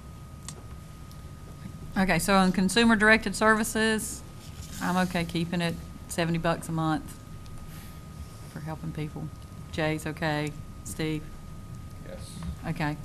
And then, since you mentioned it, thought back up to Consolidated Personal Care Program, Medicaid funding for predetermined number of hours per client per year. Mhm. Yeah, it's 100, we don't have any funding in that. It's 100% funded by Medicaid, not by us. There's staff time involved with everything, yes. Keep. But we do receive a higher reimbursement rate for that program than for any of the other programs like CAPDA or our Home and Community Care Block Grant. Keep. Okay, keep, no, keep. Okay, that's 4 keep. Let's go back up to the top, County General Assistance Admin. This is a 100% funded program by the county. One thing to take note within this program, though, is that we do include, as part of our budget in this program, the unclaimed bodies, disposition of unclaimed bodies, which is a mandate, which we were required to do. I believe we budgeted $10,000. I think it's 10,000 of this total budget is for that. So that is one part we will need to keep because that is a mandate. Outside of that, there's 2 basic functions of this program. One part of this program does provide a grant to Cooperative Christian Ministry in conjunction for all the general assistance that they do, and we kind of work together with them to help serve the population in need there. And then we use the program to help deal with any kind of a crisis situation for adults that we cannot serve through our other programs. And that could be anything from medicine to utility to rent, depending on what the crisis is at that time. And Kathy's workers administer that program. She might want to provide a little more information on that. Basically, those individuals that are served of this, of course, are adults without any minor children. These are just adults, any 18 years or older. We do make sure that the assistance will resolve the problem, that it is not something that it's a situation that's going to be ongoing. And we have to be assured that if we help them this month, that they are going to be able to be okay for the next month. Historically, over the past 3 years, we have reduced our expenditures for the crisis assistance program in this general fund. And we are, of course, requesting less amount of money this year as well for that. So you got 10,000 in there for unclaimed bodies. And Right. What's the other amounts? $24,000 for Cooperative Christian Ministry, $15,000 for our crisis financial assistance, and then I believe we did put $10,000 in there as a request for our guardianship and wards. Basically, what that is we are requesting monies to help us to fulfill our duties to make sure that we are providing assistance to those individuals that we serve as guardian for. Yeah, and I did fail to and mention designate that. by the courts. That is a new, guardianship services, of course, are mandated. And the challenge that we've been under is that we are now receiving guardian awards and guardianship cases that are involving mental health issues. Chris is aware of this through our board, and we are seeing a great deal of need with these wards that we're unable to meet at times, and we're having to actually use county funds to help meet their needs because we have that ultimate responsibility as their guardian. And to keep the community safe, we may have to place a ward somewhere for 2 or 3 days and have to flip that bill ourselves until we can get something else to kick in and pay for it. Of course, the ultimate goal is to use their own means. That's the first attempt that you try to use their own means for it. But it is a situation we've encountered a couple of times, and I think with more and more of the wards having the mental health issues that we're seeing, it's becoming more of a pressing need for us there. The grant you're providing to Cooperative Christian Ministry, that's not just an open-ended grant, they use it for what they want, they're actually providing a service. Yes, an yes. identified service for you. Right. They are So it's- providing the crisis or emergency financial assistance in the like manner that we do at our agency. So it's not where Cooperative Christian Ministry has come to us and applied for a grant. Oh, no. They're actually providing a service for us. So it's a They're- little different than they're- what you would get from other nonprofits. They're using it for what? They're using it for emergency financial assistance. Okay, so that involves rent, car repairs. or Normally emerg- rent, utilities, those types of things. So if someone gets behind on their bills, they come and explain their situation, Right. and they're given X amount of money for. Right, right. The maximum that we would assist them with would be $300 in a 12-month period.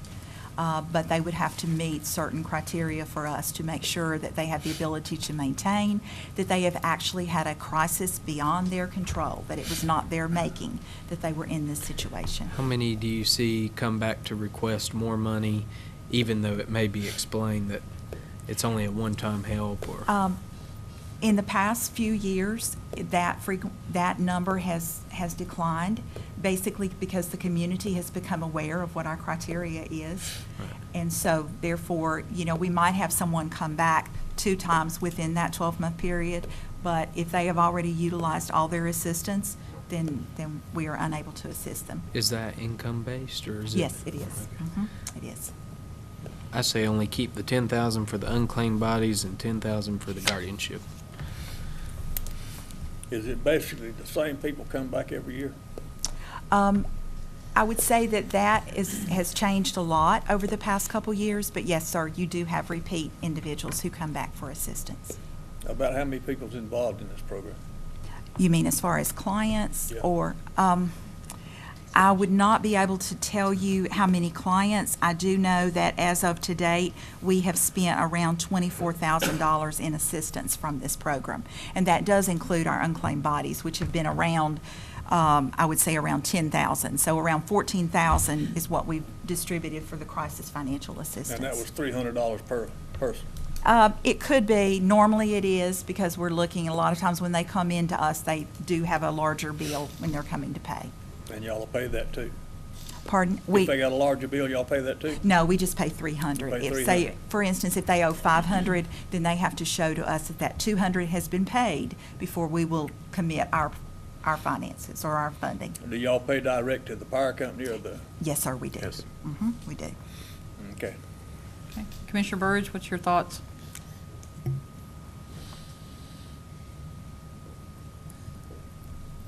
It's another government giveaway. One day we're gonna have to cut out some of these programs. We can't afford all this stuff. I mean, just like your grant program, federal government sends out $355 billion a year and borrowing every dime of it from China, according to the people in Washington, D.C. And we keep taking these grants, your great-grandchildren are gonna have to pay this debt off. They're not gonna get any benefits for it. Well, this one has 10,000 in it for unclaimed bodies, 10,000 for guardianships, 24,000 for Cooperative Christian Ministries, and 15 for assistance. He said 10 and 10. The unclaimed bodies is mandated, correct? That is mandated. Yes, So yes, that's why I said keep 10,000 for the unclaimed bodies and 10,000 for the guardianship. I was just going down. You were speaking, so I was just asking for your input on which way you want to go with it. I'd say if you can cut it, then you cut it. If you can't, then it's county funds, right? Taxpayer It's money. county dollars. This is Taxpayer 100% money, county. We don't mind paying more taxes, Look forward to that every year. I mean, this one is 100% County county funded. funded, yes. And we have, as Kathy alluded to, we have greatly reduced this budget line item over the past 3 years. I believe when I first came to the county, it was over $200,000 that we had budgeted, and we've reduced it each year to help with the budget situation. And tightened the restrictions as well on it to help make the dollars go further. Okay, so it's at 59 now. I'll come back to you. Give me a scenario of what happens potentially when somebody comes for these crisis funds and they're not available. Their power gets cut off, maybe? Is that Yes, sir. a frequent one? Well, their power would be disconnected, or they would be evicted from their home. You know, a lot of times what we do is if we do not have funding for them, we do try to connect them with Cooperative Christian Ministry to see if there's some funds available there, or the Salvation Army. But yes, sir, that would be what the situation would be. They would either have their utilities cut off, or they would be evicted. So if they get their utilities cut off and they get evicted from, or they get evicted. Right, yes, sir. And that may affect their ability to work, et cetera. And so it might cost us more in the long run. Is that fair assumption or not? It would be a fair assumption. You know, I will be, you know, there may be that they might decide that they could move in with family or whatever, or we could provide them with a resource like my father's house or the Women and Children's Shelter or the homeless shelter. But, you know, yes, if they are evicted or if their utilities are cut off and they don't have any other plan to go to, then yes, they would be homeless. In 2010, we revamped the rules of all of our energy and emergency assistance type programs, this being one of them, but even our federal ones, when we had a little more flexibility back then as well, too, with the federal programs. And of course, too, I think it's important to note that Kathy mentioned that a crisis is not of their own doing. So we're trying to work with individuals that have gotten into a situation maybe because they've been laid off or because of an unforeseen expense they have, but they are working. So we are trying to really, you know, help those that are truly in need, not just bail people out. It used to be in the old days, people would come in just because it was that time of year. It was time to get the check. And we literally had clients referring to their benefits as my account. And we've changed that culture, I think, over the years and really been able to truly help those that are in need versus just doling it out because we had the money and we're trying to get rid of it for the end of the year. In fact, we have in the past, we have actually underspent our crisis intervention, which is the federal program. We actually refunded money back to the state on that because we were able to tighten the regulations so much. Now, they've changed the rules back on us with the federal programs again, so we have to kind of do it how they say now, but this is a program we do control. So we're definitely headed in the right direction compared to previous years from an expense standpoint. And if we don't provide these crisis funds, and I'm assuming that you are a better judge of those uncontrollable situations than I am, then that just means that we're going to cover it in a different way, whether it be if we're a member of a church or if we support the Cooperative Christian Ministry or if we give to the United Way, et cetera, et cetera. The need's still going to be out there. You know, I would say with the restrictions you've put, I would be in favor of continuing to support that and try to reduce it even further should the opportunity arise.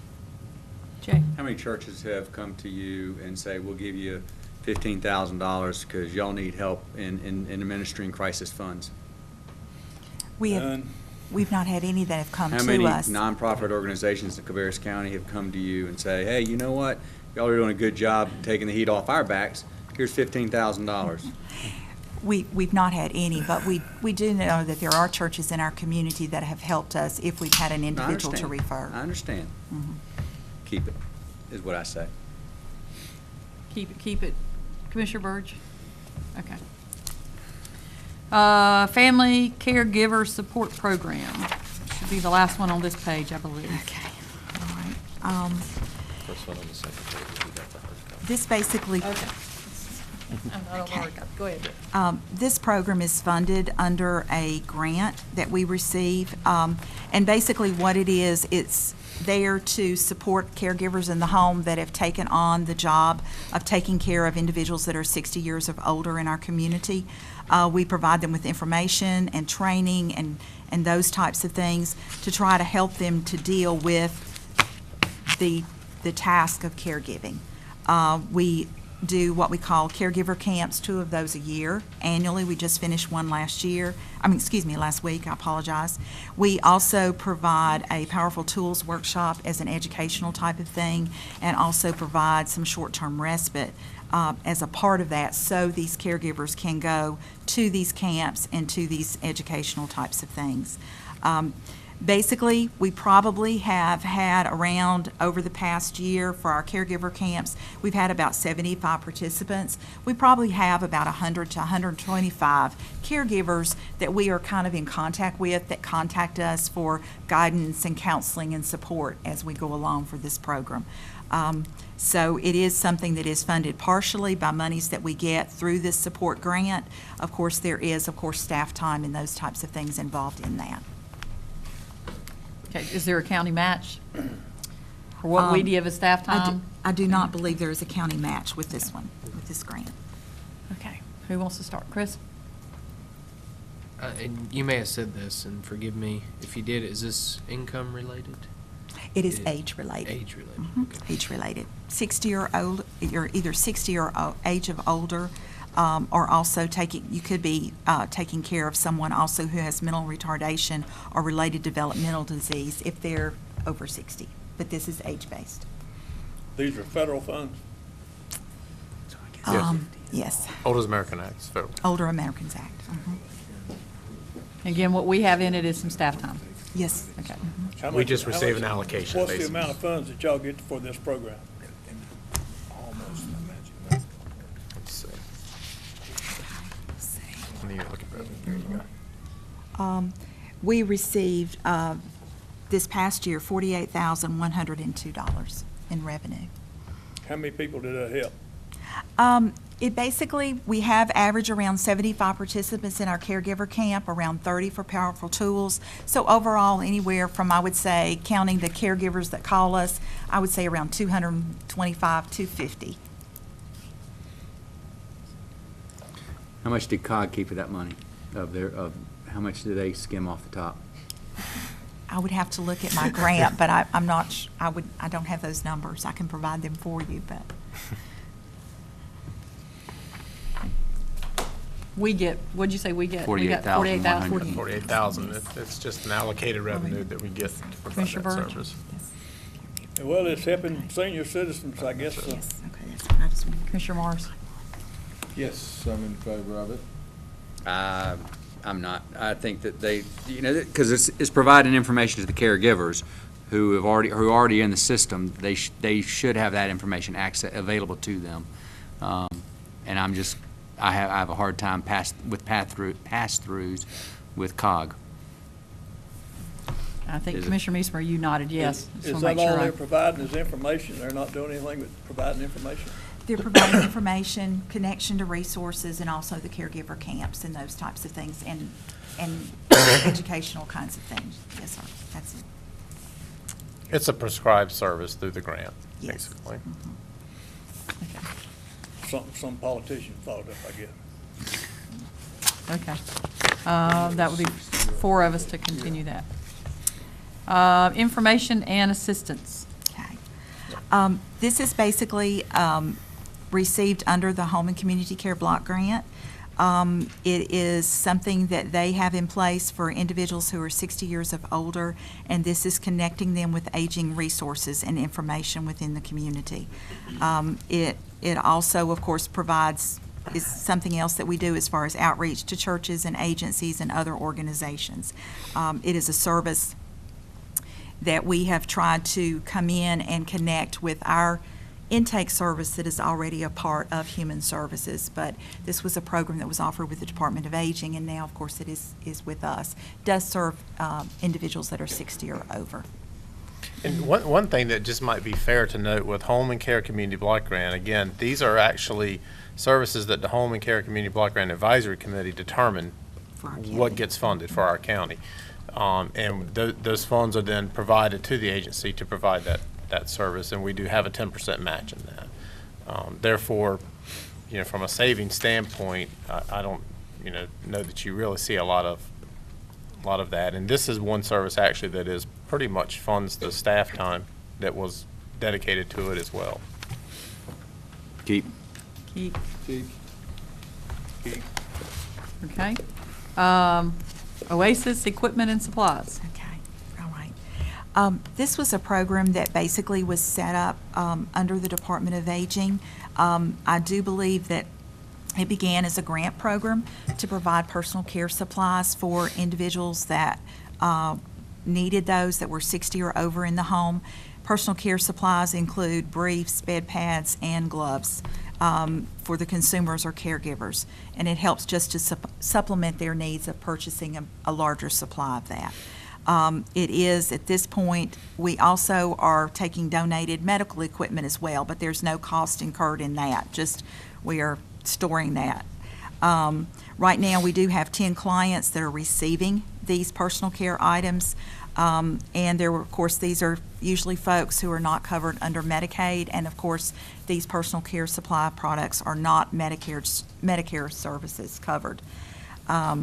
We are also talking, this is one of those items that we do distribute when we do the links. So we have had conversation with Cooperative Christian Ministry to see if they will do the distribution for us at the same time that they do this for the links. So we're trying to pair it with Cooperative Christian Ministry so that we will reduce our staff time in distribution. And what's the cost to the county? This is, of course, completely county cost. I would say the cost ranges, I would say around $3,000 a year for the purchase of the product to be able to give to the clients that are qualified or eligible for it.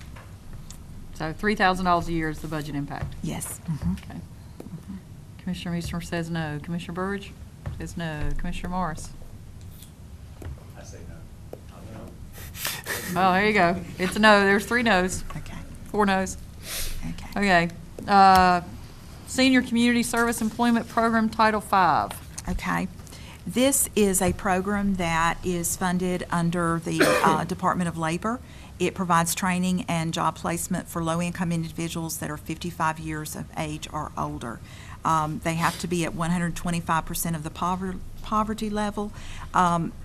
Basically what this does is it allows us to take individuals who have certain types of needs that maybe they don't have good job skills or they need additional training and those types of things. We put them into a community service placement and employment, and they basically get those job skills. That we have them working for nonprofit agencies like Habitat for Humanity, American Red Cross, Cooperative Christian Ministry.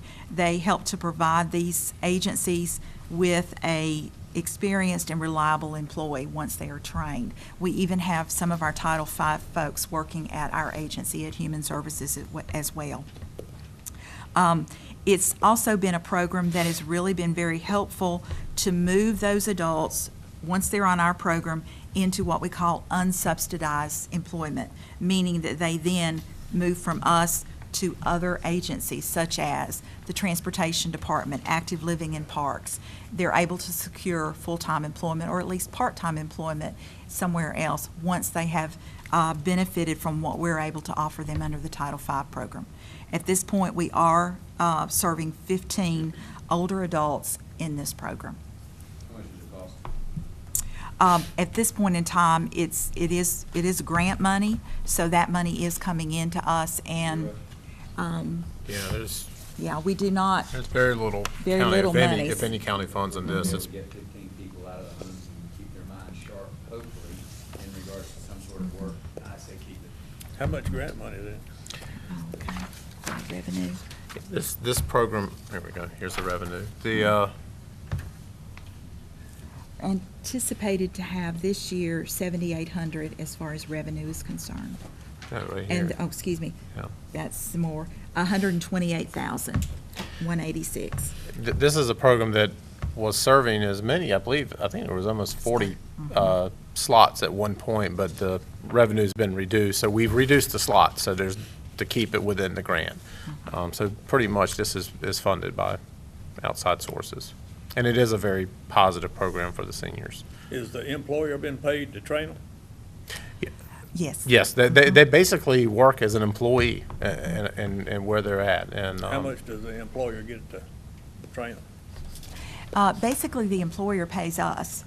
They give us that we collect so much as far as host agency fees, so they do in fact pay us to be able to have this individual on staff with them. And we pay this salary. We pay the salary. They are considered as auxiliary Oh, you pay employees. the salary of Right. Out of the We're revenue. subsidizing the employment Why part of it. don't the employer pay them nothing? Um, I mean, they're working for the employer, looks like they pay them something. Right. It's really probably very cost-effective for them just to pay those, I think it's a 10% host agency fee, and that, of course, is paid back into us to be rolled back into the revenues. I think the emphasis of the program, because I worked with Susan Doman on it, is to train the senior citizen to go back and get a job within the community. We have several full-time employees, very good full-time employees that we've obtained from this program, but the outside agency pays a minimal fee. We shared a Title V employee amongst 5 different departments, and we paid $1,000 for that employee for an entire year. But what we gave to that employee was training. So we gained a lot of labor for $1,000 where they gained the training. And you can only be in the program for a 2-year period, and after that you have to move on. And then if you exceed the revenue, which what happened to several clients, once they exceeded that 125% of poverty level, they had to come out of the program. But basically, that's my understanding of how it works, and the federal government has substantially cut that program back. It was a whole lot bigger than that. Yes. Well, what do you pay, a minimum wage? Yes, sir. Which is what? $7.50 or $7.25 an hour? $7.25. I got a thumbs up from Jay. Steve? Yes. Yes. Larry? Yes. Chris already gave me that too. Okay, continue that one. Next, we have Seniors Health Insurance Program. Okay. U.S. Department of Labor grant. All right. Yes, this is a grant that we receive, and what this does is it helps us to provide counseling and information to our Medicare recipients in our community. If any of you all are aware, one time a year there is an enrollment process, and individuals come in and we help them to determine what is going to be their best Medicare Part D prescription drug plan, what is their best options as far as their Medicare supplemental insurance policies and those types of things. And we also provide that service to them on an ongoing basis. Sometimes Medicare can be somewhat confusing. And so we are able to sit down with them and put in their medications and being able to give them the options and showing them what their premiums would be if they were to be with this insurance company or that. And of course, that's totally their choice then. But we basically are just trying to help them to navigate the system of Medicare, supplemental insurances, and those types of things as well. And also to help educate them about Medicare fraud and those things. We do have a volunteer base that does this counseling. We do have staff that does it, but basically we work, especially the annual enrollment, the bulk of what we do is, of course, with volunteer counselors. Okay, how much local dollars, or is this all the grant? We work with this within all the grant. Okay, all the grant. Yes? Larry? Yes? Yes. Yes, okay. Arts. Next Yes. one, Target Stores grant. Basically, this is a grant that we have received over the past 2 years. We apply for it. There's no county funds involved with it. The purpose of the grant, it's from the Target Corporation. Purpose of the grant is to expose foster children to cultural opportunities.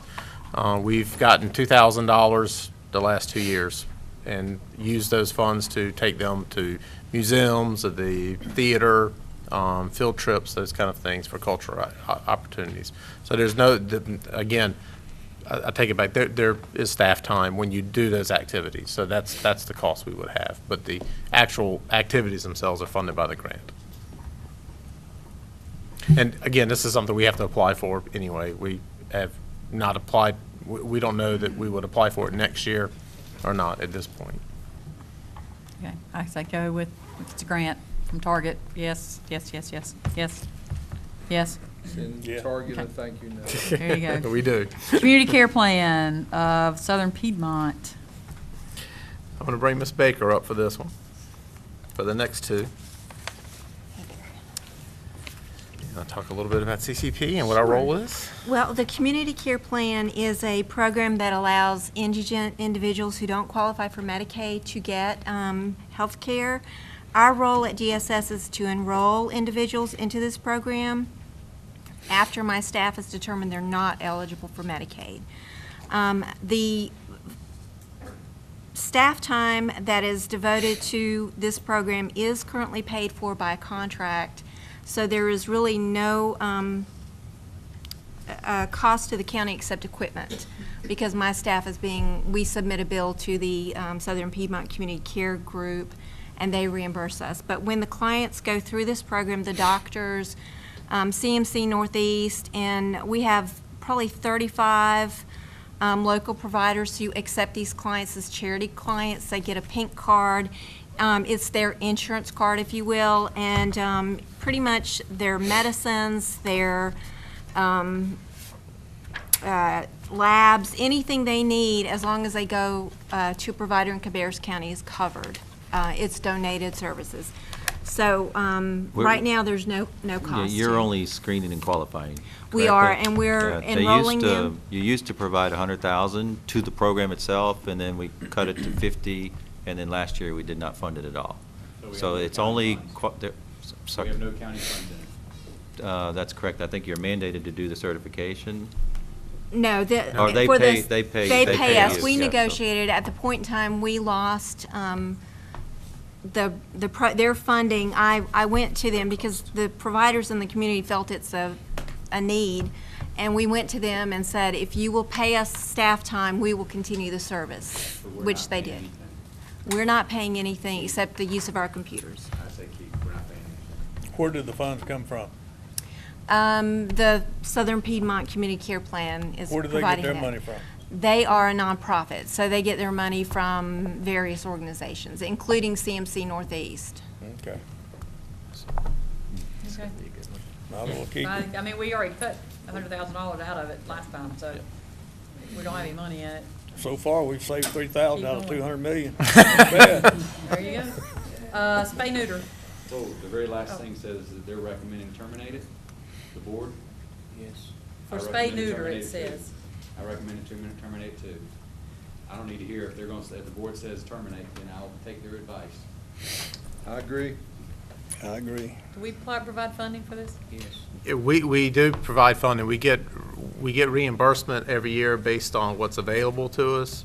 So we do draw down money for the service, but last year, I believe we budgeted about 30-some thousand. We got about 16,000 back, I believe. 17,000. So reimbursement is available, but you don't know year to year what amount is available. So there are county funds in the program. Got a no there, Larry? Yeah, no. No. No. No. No. I think we need to do spay neuter, so, but 4 people say no, so there you go. That was probably I'm probably the one X, since having been the dog person here. Well, I will be glad to go to the association where the spay neuter clinic is and explain to them how they can work with the with the state government to draw that money down for themselves. And we have reached out to them. We just haven't been able to connect with them yet. Transportation? Yep. Rope, RGP transportation, rope grant? Yes, ma'am. This program is one of the things that it comes as a block grant. Included in the rope grant is the RGP transportation, employment transportation, and also senior transportation. This is funding that comes from the state. It's state funding. There's no federal money in this particular program. The way the state has administered it to us, we can't eliminate one part of the program. We have to take all or none. So if we were not to do RGP, then we would lose the other 2 components of this program. And also, This program, we use part of this funding to help pay for the 5310 senior grant that we're getting this year that is helping us to expand the senior services for transportation. What's the other two components we would lose? We would lose the employment transportation component of it. We would also lose the senior transportation component of it as well. I see. I have no questions. I'd say keep. I don't want to lose the other two programs, and this program is something that's beneficial. I agree, keep it. How many people in the Work First program? Right now, let's see here. I got it. We have about 300 There you go. families on the program, and of those, probably about Can you 70, I'm sorry, I do need to get you up on the Yeah. microphone. We have about 300 individuals who are on the program, and about 50.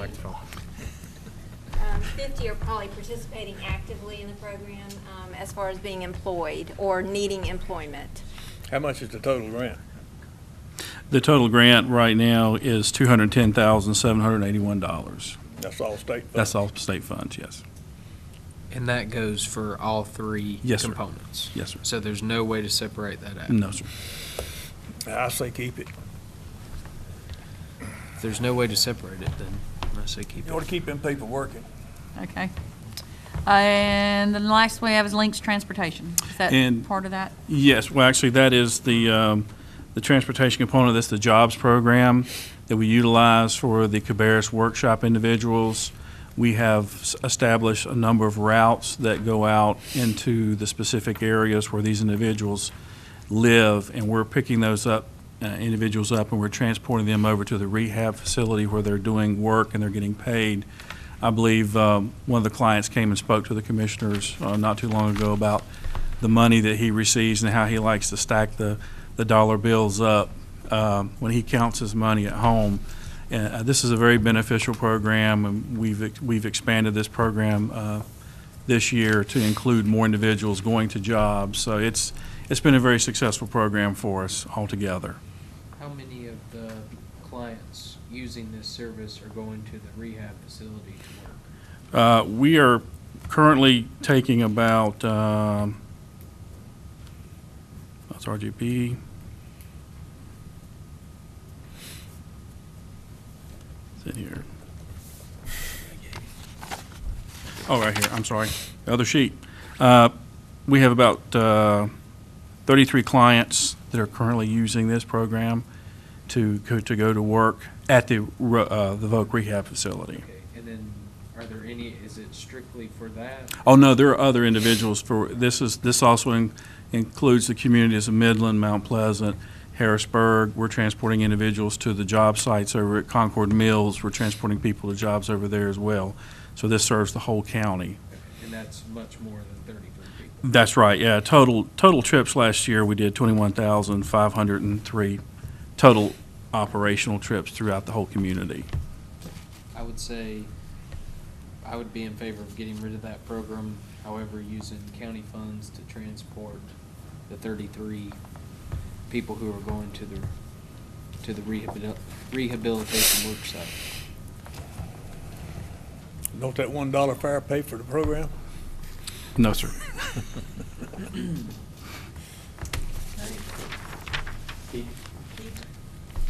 Keep. Hear me? I didn't hear you.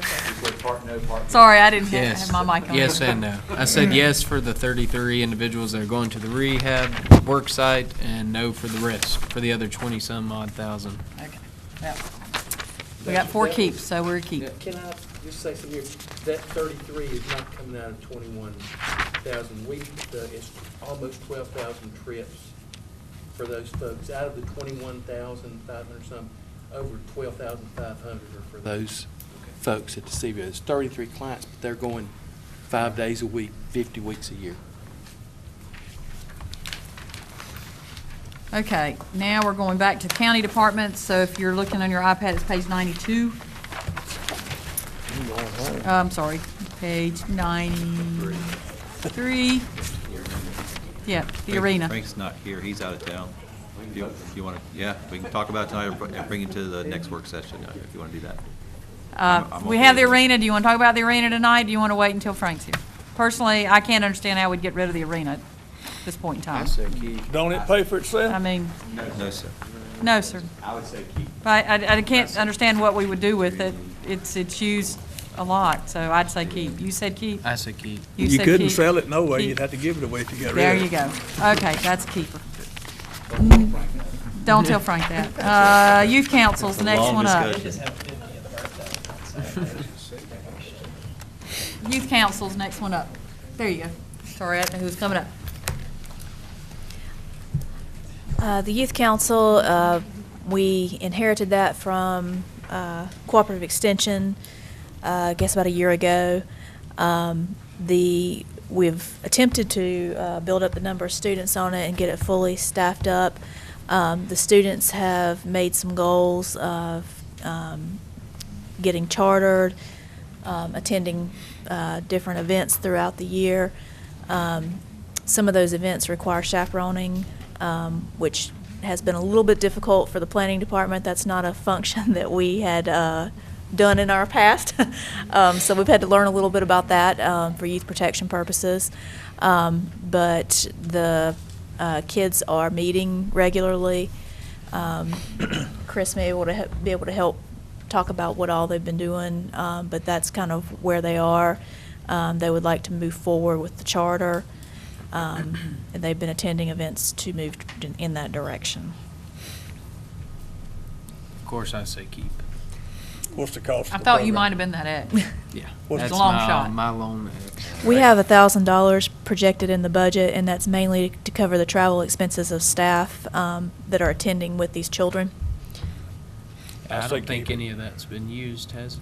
This- Not this year. The one trip I think that Shannon was going to go on ended up getting canceled due to weather. I presume that Chris says yes, so. I say keep it. Keep it. I would say keep it, but it needs to become more robust. The kids need to have more, I mean, the few They're that are working. going, I just think it's kind of tailed off about, to me, it seems like it has tailed off a little bit, and it's trying to get back there, so. It did during its transition. So- After the transition, it's certainly That's much my better. that's my whole thing, is that we have a program, it's a good opportunity for young people, and I hope that it can get stronger and become stronger down the road. The new cooperative extension director that is coming in, he also has a 4-H background as well, very strong in that, and then they'll be filling that, then they'll move forward that. So we'll see how that goes, and maybe we look to transition it back over there so that they have the correct staff that would be able to support them. Okay, So I would say keep with that Me caveat. too. I would say keep and try to transition it back to there so that, because I agree, you're not used to having to go on field trips and there is liability associated. And you want to make sure that's always done correctly. So I would want to transition it back to. Okay, Council for Sustainable Local Economy. We have had several successes this year. We are working with Think Cabarrus First to spin it off to a private nonprofit organization.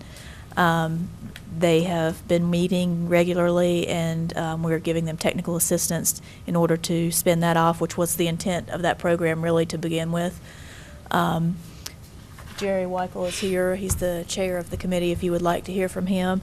They have made some suggestions to you, as you're aware of, recommendations based on the listening tours. One of the things that they're working on currently is giving us some suggestions on our website, ways to change it to make it a little more user-friendly for businesses. Once we would get those changes made, we were looking at doing the YouTube video that we had discussed and bringing people up to speed on that, but we figured that probably needed to come after, obviously, any changes to the website. And so those are kind of the areas that they are working on. They have been working really heavily on educating the community on why to buy local. They've developed a top 10 reasons list to buy local. They're working with smaller businesses to teach them how to get government business. And also, one of the big campaigns they want to do is to teach businesses or developing businesses or encourage them to come in and speak to staff before they choose their sites, so that we can help them choose sites that are zoned appropriately, so that they don't waste their money doing upgrades that maybe they wouldn't have had to have done if they'd have gone to a better zoning for that business. So we're going to work heavily with them on doing that, making those changes.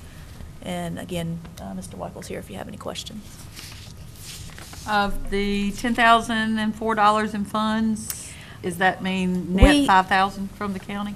Or is yes, we had requested the $10,000 last year to buy the materials and all for Think Cabarrus First, and we purchased those kind of. $5,000. Yeah, the budget's And actually then they came up with $5,000. The project, you guys increased the budget. And this is basically. So the budget for this year would be $5,000? Yeah, you're that, saying. basically Okay. printing, advertising.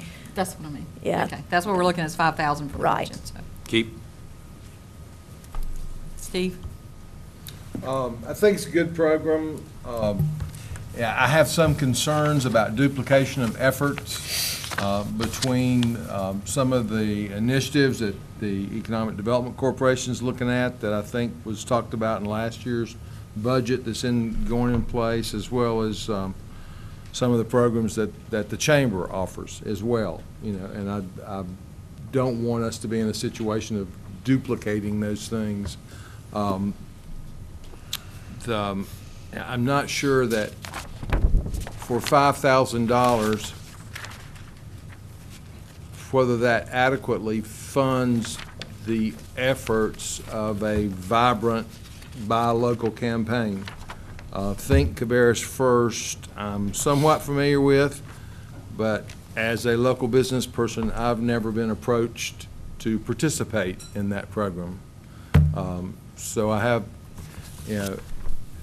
if we're going to do it, it seems like we need to be a little bit more aggressive than a $5,000 budget and I'm assuming part-time staff 25% at this time. person. So I'm up in the air. Okay. Larry? How does it really benefit the county? I think that the education benefits are probably the biggest factor, particularly they worked with Rowan Cabarrus Community College, trying to get more into the curriculum, helping startup businesses understand zoning, planning, those needs that, unfortunately what often happens with small businesses is that they don't have the resources to hire professionals to represent them like some of the large businesses do. So they can't hire an engineer, they can't hire, these people, they do these landscape plans and things like that. And so they go out and they pick a site based on their budget, and then they find out, I've got to do these plantings to make this work, or I have to do more parking, or if we're trying to encourage that up front so that first of all, we can help them, again, choose a zoning that fits best for what they want to do, and so then they can go out and look for that zoning. But secondly, it helps them build a budget for what their real costs are going to be when they go out to find a site. Then they know, okay, I'm going to have to probably do some landscape, and so if I choose this site and it doesn't have the first tree on it, I'm going to have to add trees. So we kind of we want to help them up front and give them that education, and I think that's really the most important part. I like where they're going with the website and getting that a little more user-friendly to the businesses, because a lot of these people don't have time necessarily to come in and sit down and spend 3 hours with us discussing all of these details. They can go on there and start getting some of those details and make it easier for them to find. So I think those are the most important parts of how this works. I don't know that it's completely tangible that I can tell you that we get X amount of dollars in return for that, but I think it prevents business failures if we can up front help them make those right calls to begin with and prevent them from losing money when, if they just had a conversation in the first place, we might have been able to stop that. That's a lot of their problems start with, all these government rules and regulations. They Well, go and broke there before are you a get lot of started. regulations, and that's one of the things, I mean, like, even a lot of them aren't necessarily Cabarrus County's regulations. You know, they may be state regulations, they may be health regulations, and so we try to help them identify all of those different regulations that they may encounter. And because every situation's different, you can't just throw a manual out there and say, you know, if you do this, then X, because everybody's business has a slightly different plan. Some of them add different features that may throw it into a different category for some reason. And so, well, we really like to be able to give them that first the attention up front so that they understand all about it. And if they tell us everything about that business, we can give them the best information up front to make the best decisions for themselves. Chris? My comment would be that, based on what you just said, I would expect your department to be doing that, with or without this council. Because Yes. you need to be customer-oriented and make sure that what the customer needs, we are meeting their needs, and we're asking those extra questions in order to make sure that we do have those.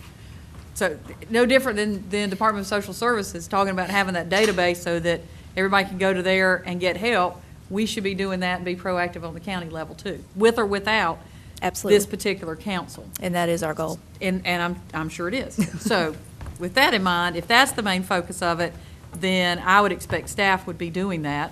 And then second of all, I believe I agree with you that the chamber and EDC have similar programs, and then there's this other group that stepped up to do it. I don't have a problem going one more year with it, but I think that we need to, during the course of this next year, transition it out from us and either to the other nonprofit or in with the chamber and the EDC and let them focus on it. Because what you talked about is a staff function that should be done. Think Cabarrus First is a marketing campaign, which is good. And we are thinking Cabarrus First because we tell everybody that they need to go to your theater and keep the money here. So I agree with all of that of the local community. They just need to get you some stickers or something to put up so that they know that you're participating in the program. So I would say one more year, and then at the end of the next budget year, it needs to transition. During this year, it needs to transition somewhere else.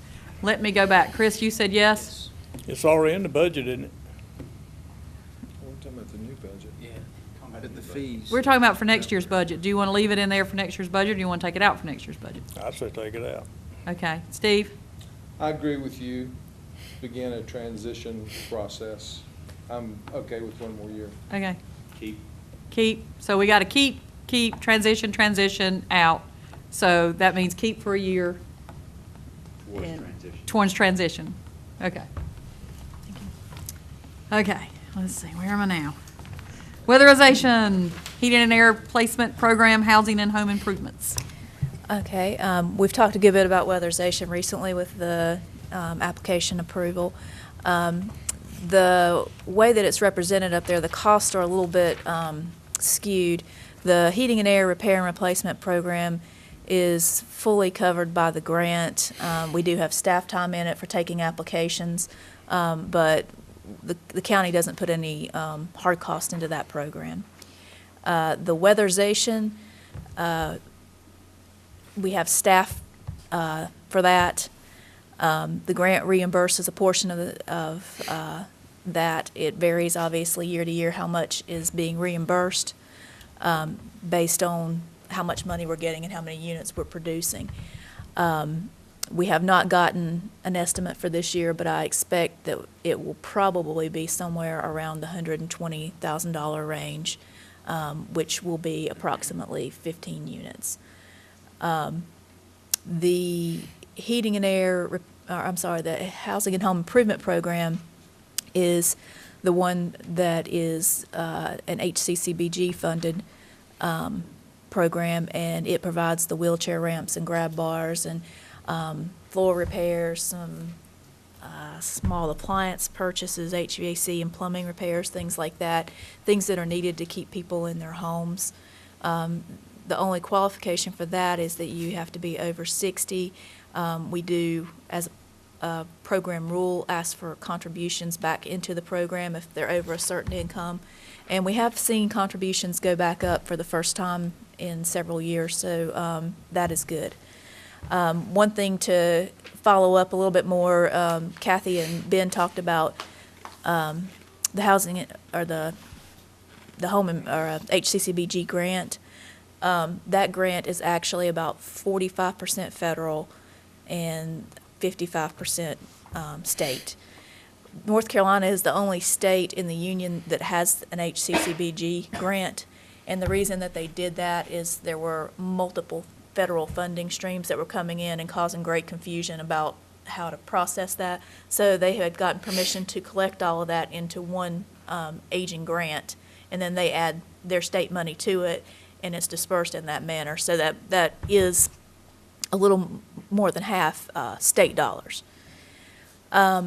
We have also worked out with the CAP program with Kathy for my staff to, in the next year, install grab bars and do wheelchair ramps for them, which will give some reimbursement back to their salaries also.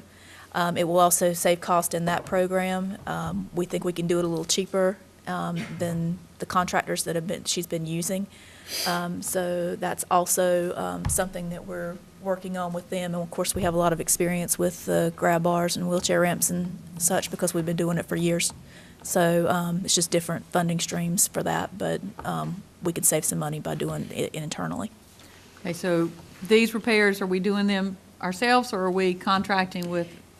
The heating and air repair and replacement are done by contractors because you have to have an HVAC license. The housing and home improvement is mostly done by staff. We do have some professional services that are purchased, plumbing and HVAC, but generally that is internal, that's staff. The weatherization program, they do most of the weatherization. We do have to have a little bit of professional services for checking the heat and air system there, and a little bit of electrical in hooking up fans. So without the funds, we would have to pay fully for those folks that are currently on staff, or they would lose their jobs? Correct. Okay. Chris? Chris says no. Larry? Larry says no. Steve? Yes. Yes. Yes. That was the top three. Did you talk about the home CDBG whole No, house repair? I did not. Sorry. That's all right. Well, that was a separate issue. Really, the smaller programs need to be looked at as a group, and then these can be looked at separately if you choose to do that. The home program does require a 25% match to the activities. It is used for full housing rehabilitation. Again, the focus is on elderly and disabled. Once we touch the house under that program, you have to bring it fully to code. We record a deed of trust on the property so that if they were to sell it during the period of affordability, a portion of that money comes back to us. It goes down equally each year. The CDBG program is similar. There is no match for the CDBG program. It is a cycle program, so we're on the back end of a 3-year cycle now for that. If you choose not to participate, I will tell you, not to be an annoyance, but they require that when those funding come out, they require that I come to the board and ask you at that time. So I may have to come back to ask you if you choose not to do it. I may have to come back and ask you, do you want to do it in the next round? And then you would have to tell me yes or no at that point. And just to answer them, they require that as an action. So just kind of giving you a heads up on that. But the programs, we're generally spending somewhere between, I would say, $35,000 to $60,000 per house. It really depends on the level of dilapidation that we're dealing with, and in the most recent case, a large amount of lead, which is obviously a danger to the occupants of the home. Is that done by our staff, or is that done? No, these are done by contractors. You have to have a lead abatement contractor to remove the lead in this case. My staff is lead certified and can do small lead items, but these we bid out to general contractors because they're usually over $30,000, so they have to be done. And I prefer anyway, when we're talking about full rehab, to go with a general contractor. So they are bid out to contractors.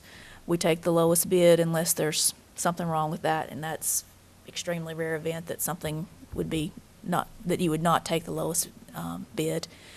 So those items are, you know, again, it's full rehab, and I don't know if you have additional questions about those. Chris? Chris says no. Larry? No. Steve? Yes. Yes. Okay. We've got two left. The last two are actually cooperative extension programs, the community resource development and the family and consumer sciences. Would that be left for the new cooperative extension? Yeah, we can, because there are no one of them is. I'm saying, should that person, whoever it is, needs to evaluate what their programs need to be? I'm all for that. I think so too. Yes. Since we have somebody new coming in, it'd be better for them to look at it and then give us a referral back. Okay. Go to page 81, please. Let's do 343 first. 343, I'm sorry. Let's do here, so. Let's do page 107. My bad, 107. This is just an opportunity, Chairman Poole and I and Ben and Ms. Talley there have had several emails going around. It's a proposed bill, 340, it's a House Bill 343. And what it is proposing to do, there's been an extension, well, an exception to the rules of court fees for social services. The proposed bill would do away with that exception or that exemption, and therefore the county would be responsible for starting to pay these court fees again. And they're all related to human services activities. The potential impact, we think, just based on current activities, is about an additional $140,000 to the county budget if these exemptions are removed. Real quickly, if you can just say what are we paying fees for at the courthouse? I don't want to get anybody in trouble, but I can just tell you that there's a lot of fees we're currently not paying that we probably should be paying, and that's been going on for a long time, so we're just grateful that we haven't had to pay those up front already. Because of some action that's going on in the state, apparently there's some reviews being done in the clerk's offices around the state because it's happening from county to county to county, and it just hasn't gotten here yet, I think. We expect there's about $63,000 worth of fees that we probably should be paying currently that we're not having to pay. So we are expecting that to be something we're going to have to do next year anyway. Then there's an additional $87,000, a little over $87,000 that's estimated for the cost of filing motions and alias employee summonses. And that's what we've had a waiver for the last 2 years.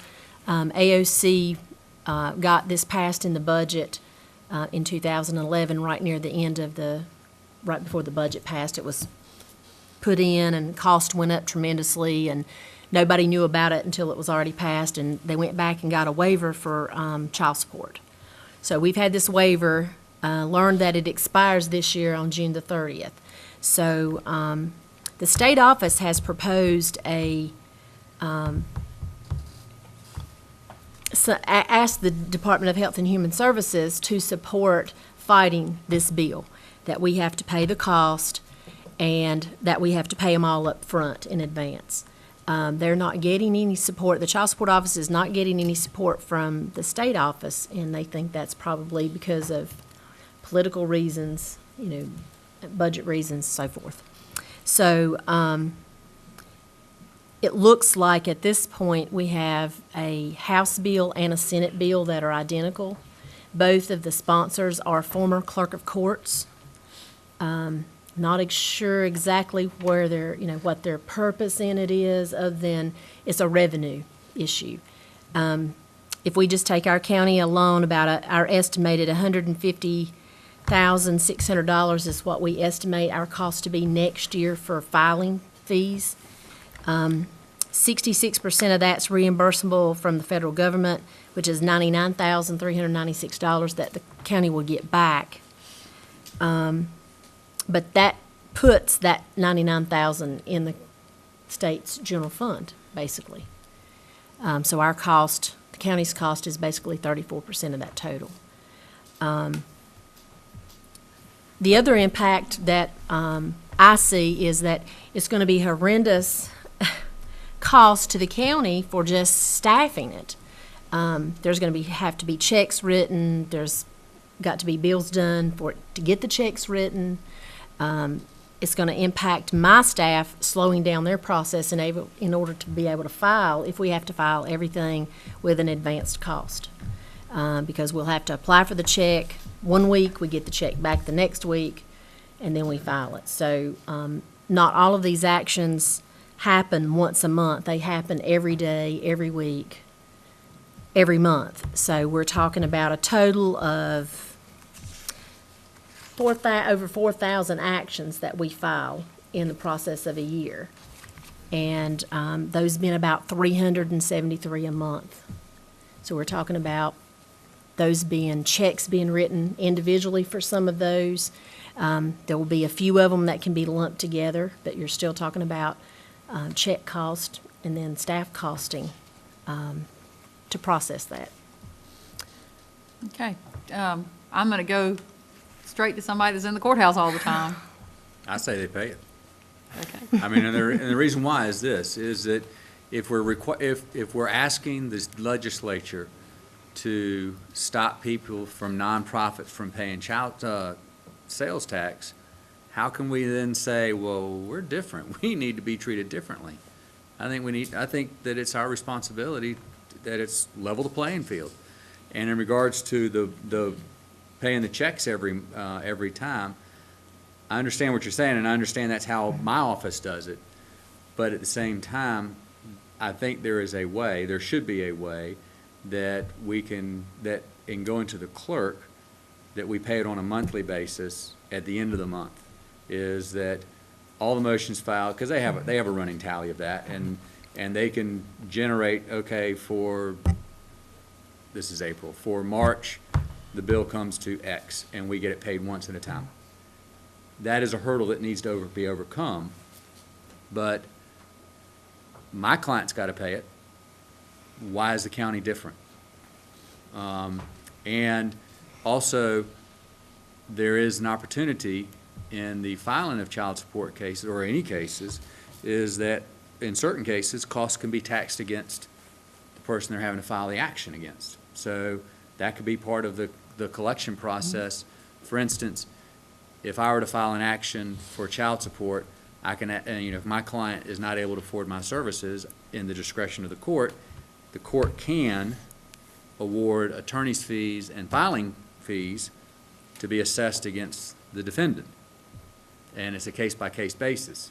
Now, 9 times out of 10, a private attorney typically does not get those costs paid.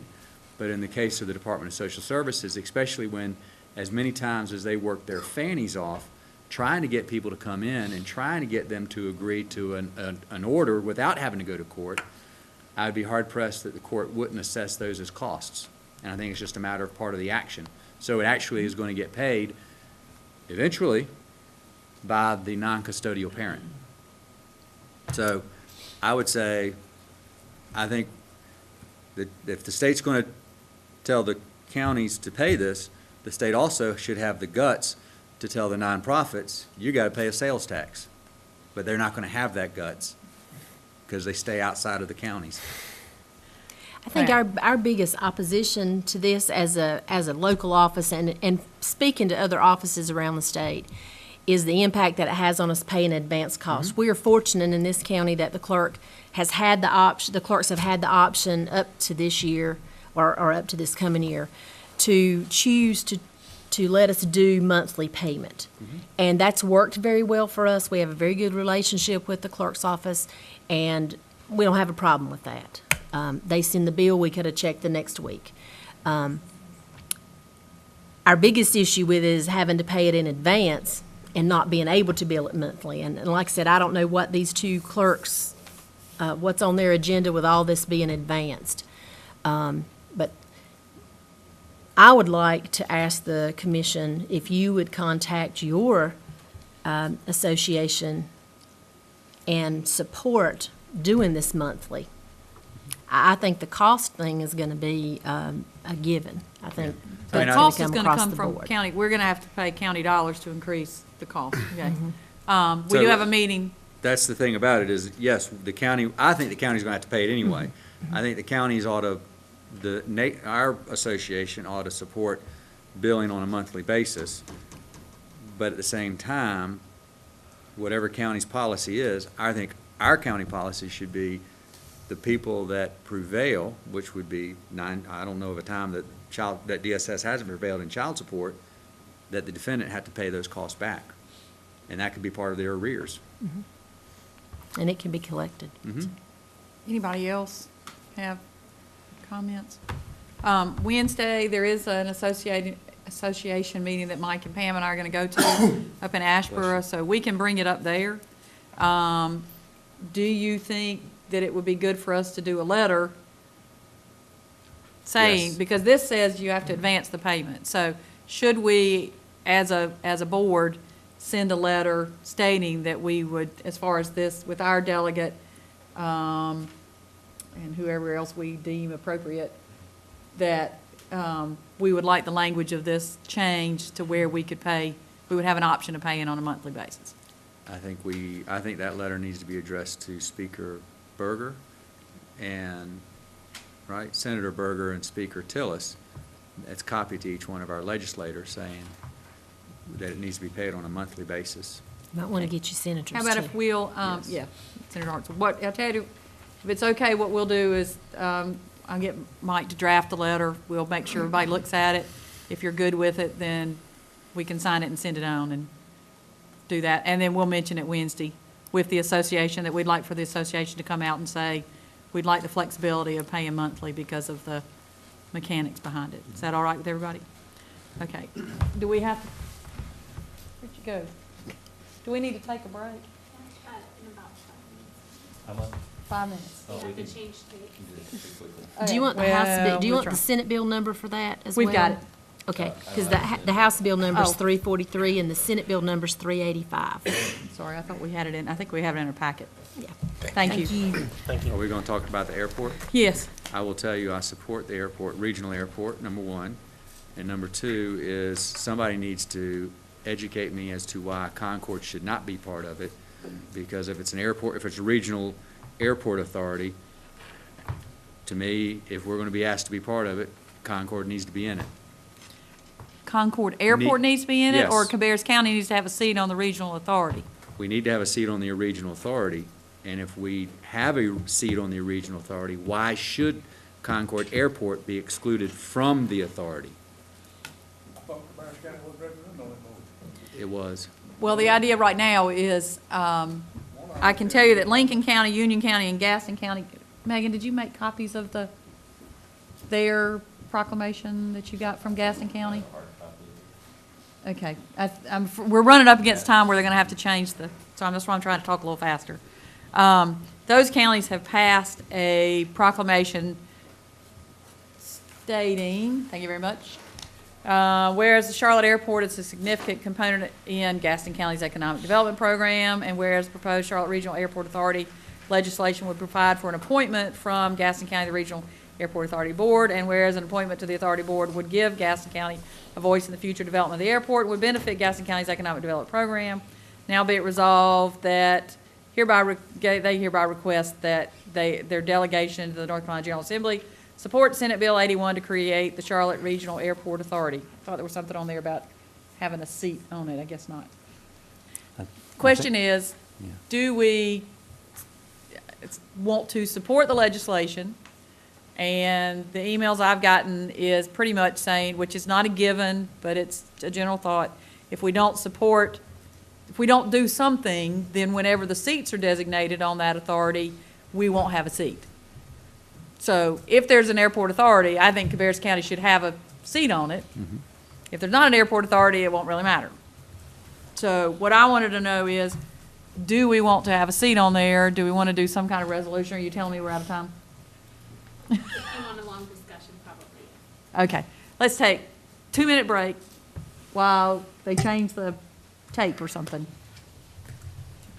And let me know as soon as he says it's ready, because we don't need to get up and move too far. Okay, we are back. Thank you very much. We were talking about the Charlotte Regional Airport Authority, and now I don't have to talk so fast. Just to add to you, we did get a copy of a letter that was sent to Senator Hartzell that says, we object to any wording. This is from the City of Concord. Sorry, I didn't say that. And their letter said, we object to any wording that implies that Concord Regional Airport is impacted by SB 81. No study has been provided to determine the impact on the finances or services at the airport, nor the impact on tenants, customers, or other businesses that have an existing stake in the airport.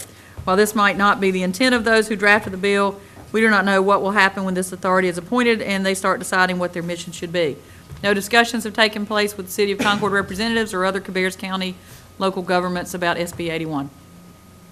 Local citizens should have the right to keep operational control of their airport. Therefore, the City of Concord objects to SB 81 as it is currently written and requests that the jurisdiction and scope of the bill be limited to Mecklenburg County, or that wording is added that specifically exempts Concord Regional Airport from this legislation. Okay. I just want to let you know that's what they sent, and that was their concerns. But the letter never says why. It doesn't say that it's going to have an economic impact on the City of Concord, or the service is going to be less, or, you know, so that's my whole point is, if we're asking to be part of a regional authority, then I think we need to support regional use of those facilities. And I just don't understand, I don't know what the drawback is specifically. I do not know what the drawback is to keeping Concord out of it, as opposed to if Concord's part of the Charlotte Regional Authority, does that mean that more airplanes could be diverted here to ease up the load in Charlotte? I don't know that answer, but I do support a regional authority in regards to the Charlotte Airport Authority. Well, unless they get the tower operational all the time, I don't know that more would be diverted there. Well, if Concord's part of it, do we get funding back? Are there airport radio control tower people that are working down there that could come up here that would make our airport fully operational? I mean, those are questions that I don't know the answers to, and to blanketly say we shouldn't be part of it without exploring those, and that's not an asset that the county can use. But I certainly think if we're going to be part of if I'm voting to support a regional authority over Mecklenburg's objections and over this Charlotte's objections, how can I then exclude our asset? Okay. Steve? I've followed this very carefully from the beginning and have been very interested in it. I too have received the emails that you referred to earlier about it. At some point during that sequence of emails, which was primarily things that we had already read in the news media or heard on the radio, I replied to one of them and said, thank you for the information you're sending, but I would like to know what your opinion is. And this was from the chairman of the current Airport Advisory Committee. He called me up. We had a conversation about the airport, talked about the new multimodal facility that's going in there, the potential impact that that's going to have on all the surrounding counties in the region. And he expressed some of his concerns about the future development of the airport and invited me to come for a tour and look at it, which I did. Quite interesting. I think that there is no question that Charlotte Douglas Airport has a tremendous impact on Cabarrus County and all the surrounding counties as well. If you look at any of the economic development recruitment literature that we put out, that's a big factor.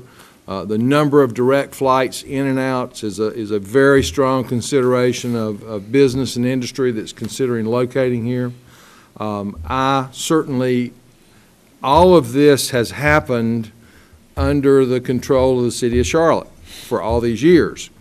I can understand why they would not be happy about that being taken away from them. And to the best of my knowledge, they haven't consulted with them about it. Nor have they, to my knowledge, consulted with us about it, other than to name us as being the beneficiary of one of the seats on that board. I am certainly in favor of us having a seat at the table on that board. I'm not sure there's any strong benefit to us taking a position on it, particularly in light of the fact that the General Assembly has not asked our opinion. We did have some discussion with our General Assembly members when we met with them a few weeks ago, and that mostly centered around the wording in the document that concerned the City of Concord, which I understand has been changed now. Hopefully it's a little bit more to their liking. In answer to Commissioner White's comments about why the Concord Airport would not be included in that authority, and I think there are a number of reasons. I think the functions of those two different airports are extremely different. I don't think that the folks involved, based on my conversations, they would not want that responsibility, for one thing. But the involvement, I think that I think of it a little bit more strongly on the City of Concord Airport because of the personal financial investment that I have in that facility, in light of the fact that I, as a taxpayer for the Cabarrus County, paid for the lawsuit against the City of Concord when they took over the airport, and I, as a taxpayer in the City of Concord, paid to defend myself against myself in that lawsuit. So, I mean, there's a history of involvement there, and I think the City of Concord's done a great job with it. As Commissioner Poole pointed out, it's been a huge success in a number of different ways. So I would not be in favor of in any way interfering with what's going on there. At the same time that I think that we should have a seat at the table, and it would be great for us to have input in that regional authority, I'm not sure there's a benefit to us passing a resolution or taking a position that basically is in opposition to the City of Charlotte. So I think we express our interest and let it go at that. It's my opinion. Commissioner Burridge. What is the real reason for the state wanting to take it away from the City of Charlotte? Except for the fact that apparently somebody in Charlotte got upset with somebody in Charlotte and decided they had the position in Raleigh that they could take it away from them. And Charlotte, as far as I'm concerned, done a pretty good job of operating that airport over the years. And, why do they want to take it, and for what reason? They got to be a reason behind it. That old saying, if it ain't broke, don't fix it. It's operating pretty good now, I think. And you get a board, the state control board, and they'll tell what's going to happen to it. The more government you get involved in it, the worse it's going to get. The government never does anything efficient. Chris?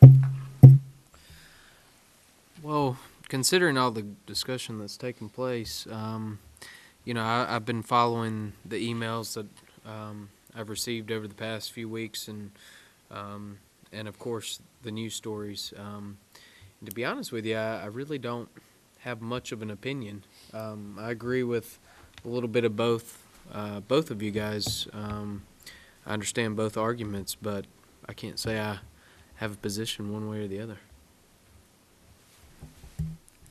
My point of view is that, which I was quoted at, I don't have a position one way or the other.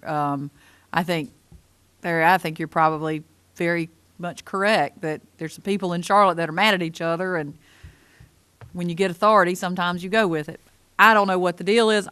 I don't know what all the details are behind it either, or and I don't know that we'll necessarily ever know, but it is moving pretty quickly.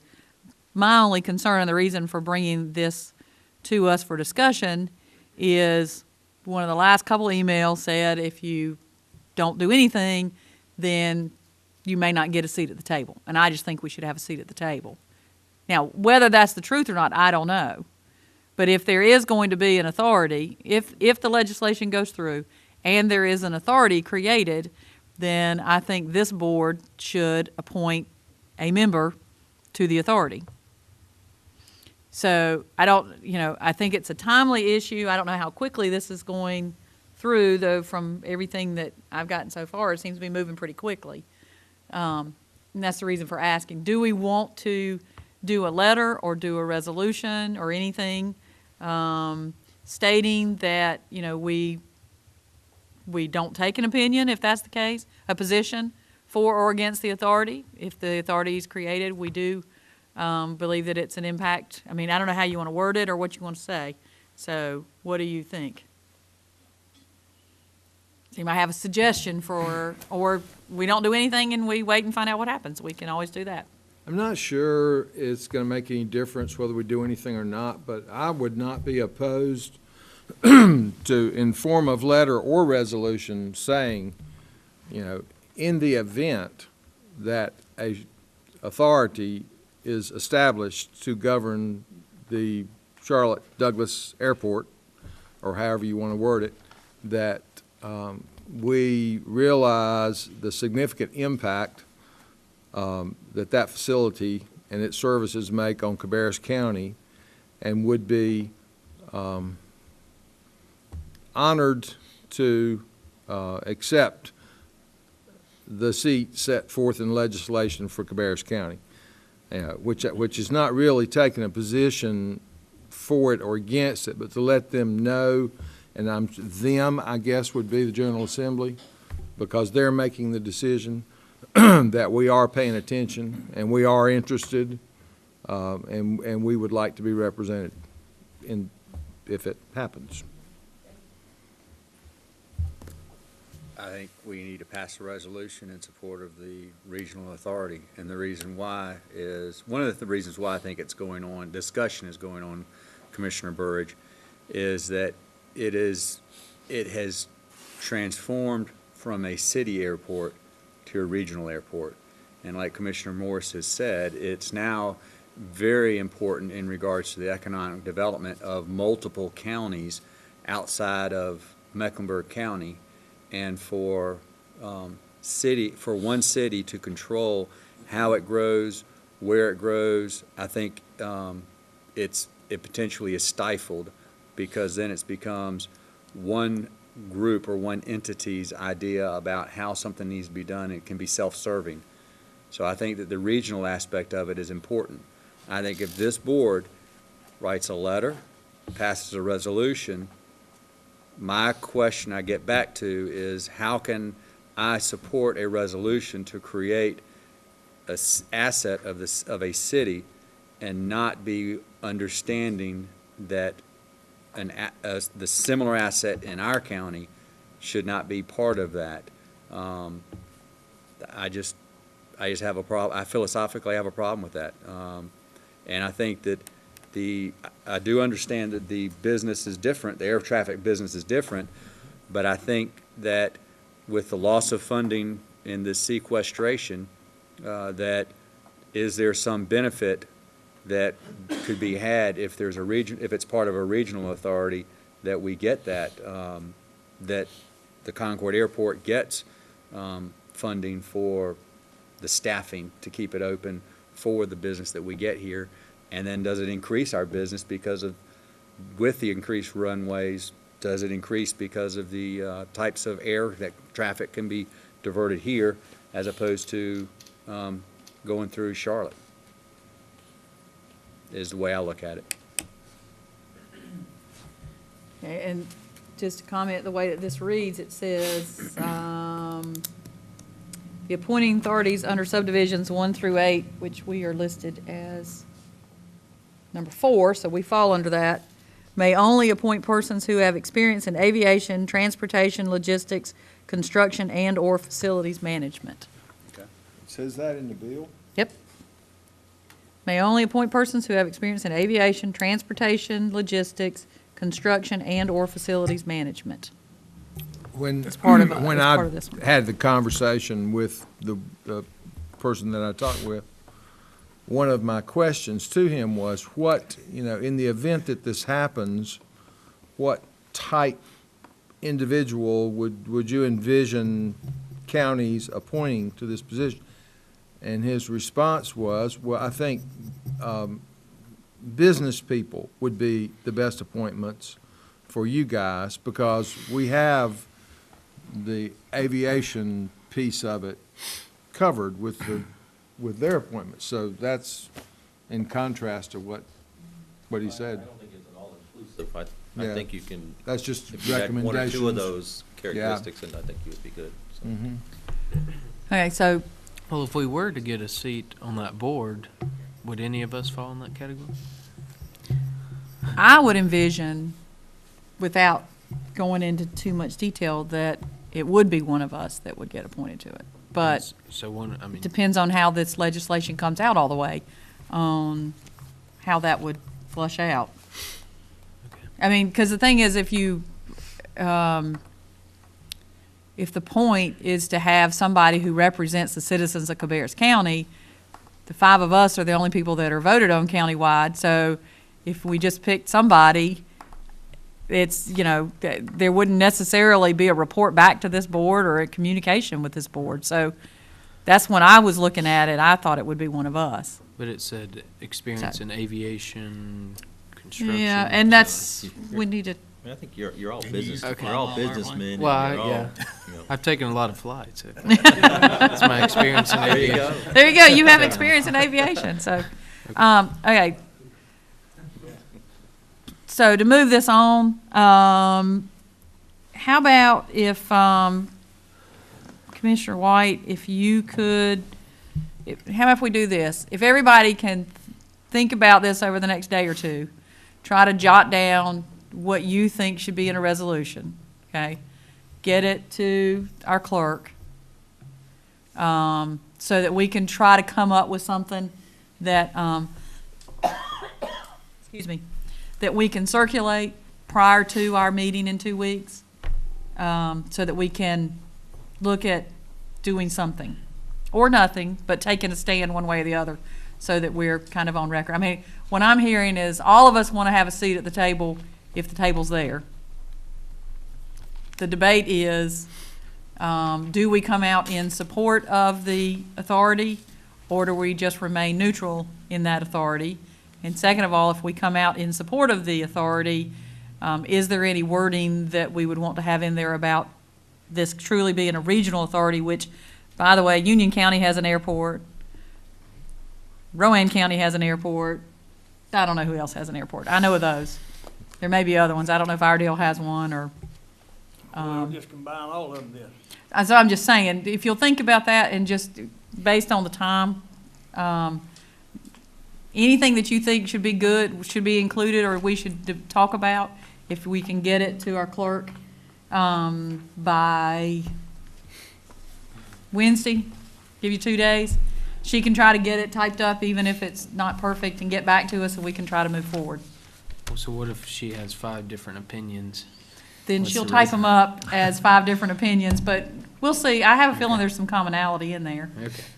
And then we can look at it, and, once she gets it, she can get back to us, whatever we've come up with. And, Bob used to like to write proclamations. I'll give him credit for that. Bob Cruz would sit down and try to write all the whereases, everything else. That's not necessarily one of my strengths, so I'd much rather, if everybody has some ideas, put them out there, then we can come up with something that we think we can put on the agenda, which would be an action item in 2 weeks, because we need to discuss it again. Okay? Yes, don't kill me. Lincoln, Union, and Gaston have approved this resolution or something very similar to what I read earlier. Okay, let's look at the agenda for 2 weeks.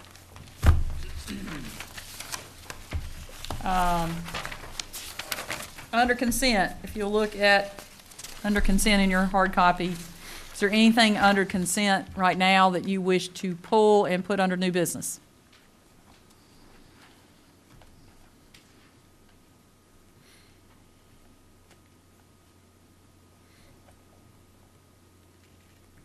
Chris is good, I'm good with it. okay?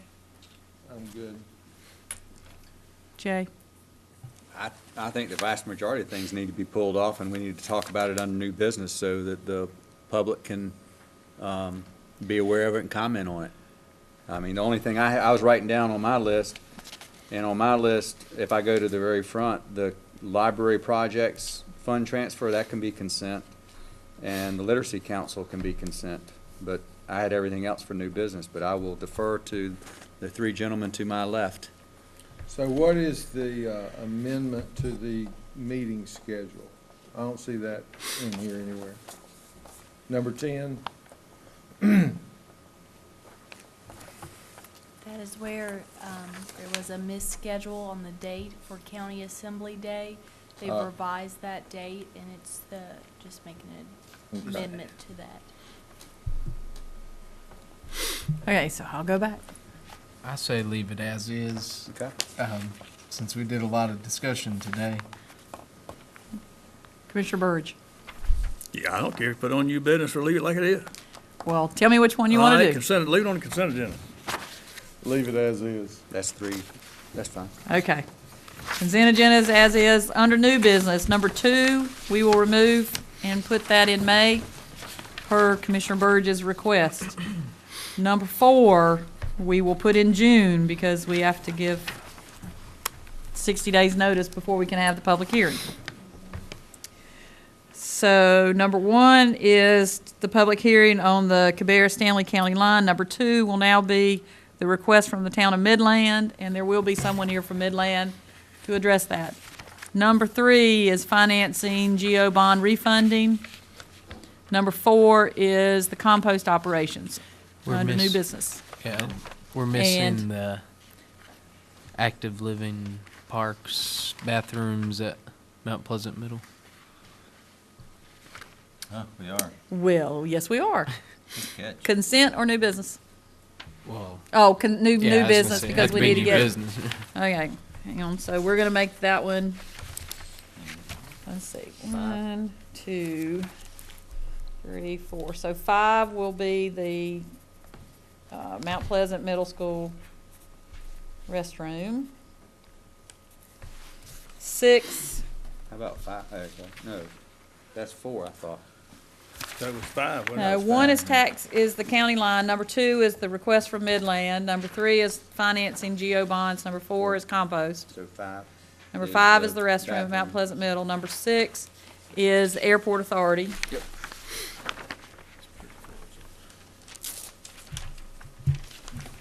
Jonathan, are you And- guys going to be able to negotiate within 2 weeks for the landfill?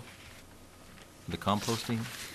Is 2 weeks enough time for you to go back in and talk? Yeah, No, I think you that's have going to be to- really tight. I think It's going to be take- tight. Okay, so We we're might gonna- need to move that to June as well. Okay, so compost, we're gonna move to June. To June or May? May. Or May, sorry. May, sorry. move to May, sorry. So number 4, you're correct, is the middle school restroom. Number 5 is the Airport Authority. Is that everything? Did I miss anything else? That's what you got at that time. Okay, and so this time, may I have a motion to approve the agenda for our regular meeting? So moved. Second. A motion and a second. All those in favor of approving the agenda for the regular meeting, say aye. Aye. Any opposed? Okay, we do have need for a closed session tonight. Go in closed session, ask Mr. Cox to come in, ask Mr. Cook to come in, ask anybody from. These two fellas that from- Mr. Cox deems appropriate to come in to present to us. I have a motion. Do I have a second? Second. All those in favor, say aye. Aye. We will be moving down the hallway into closed session. Thank you all very much for a very active meeting tonight. Good night.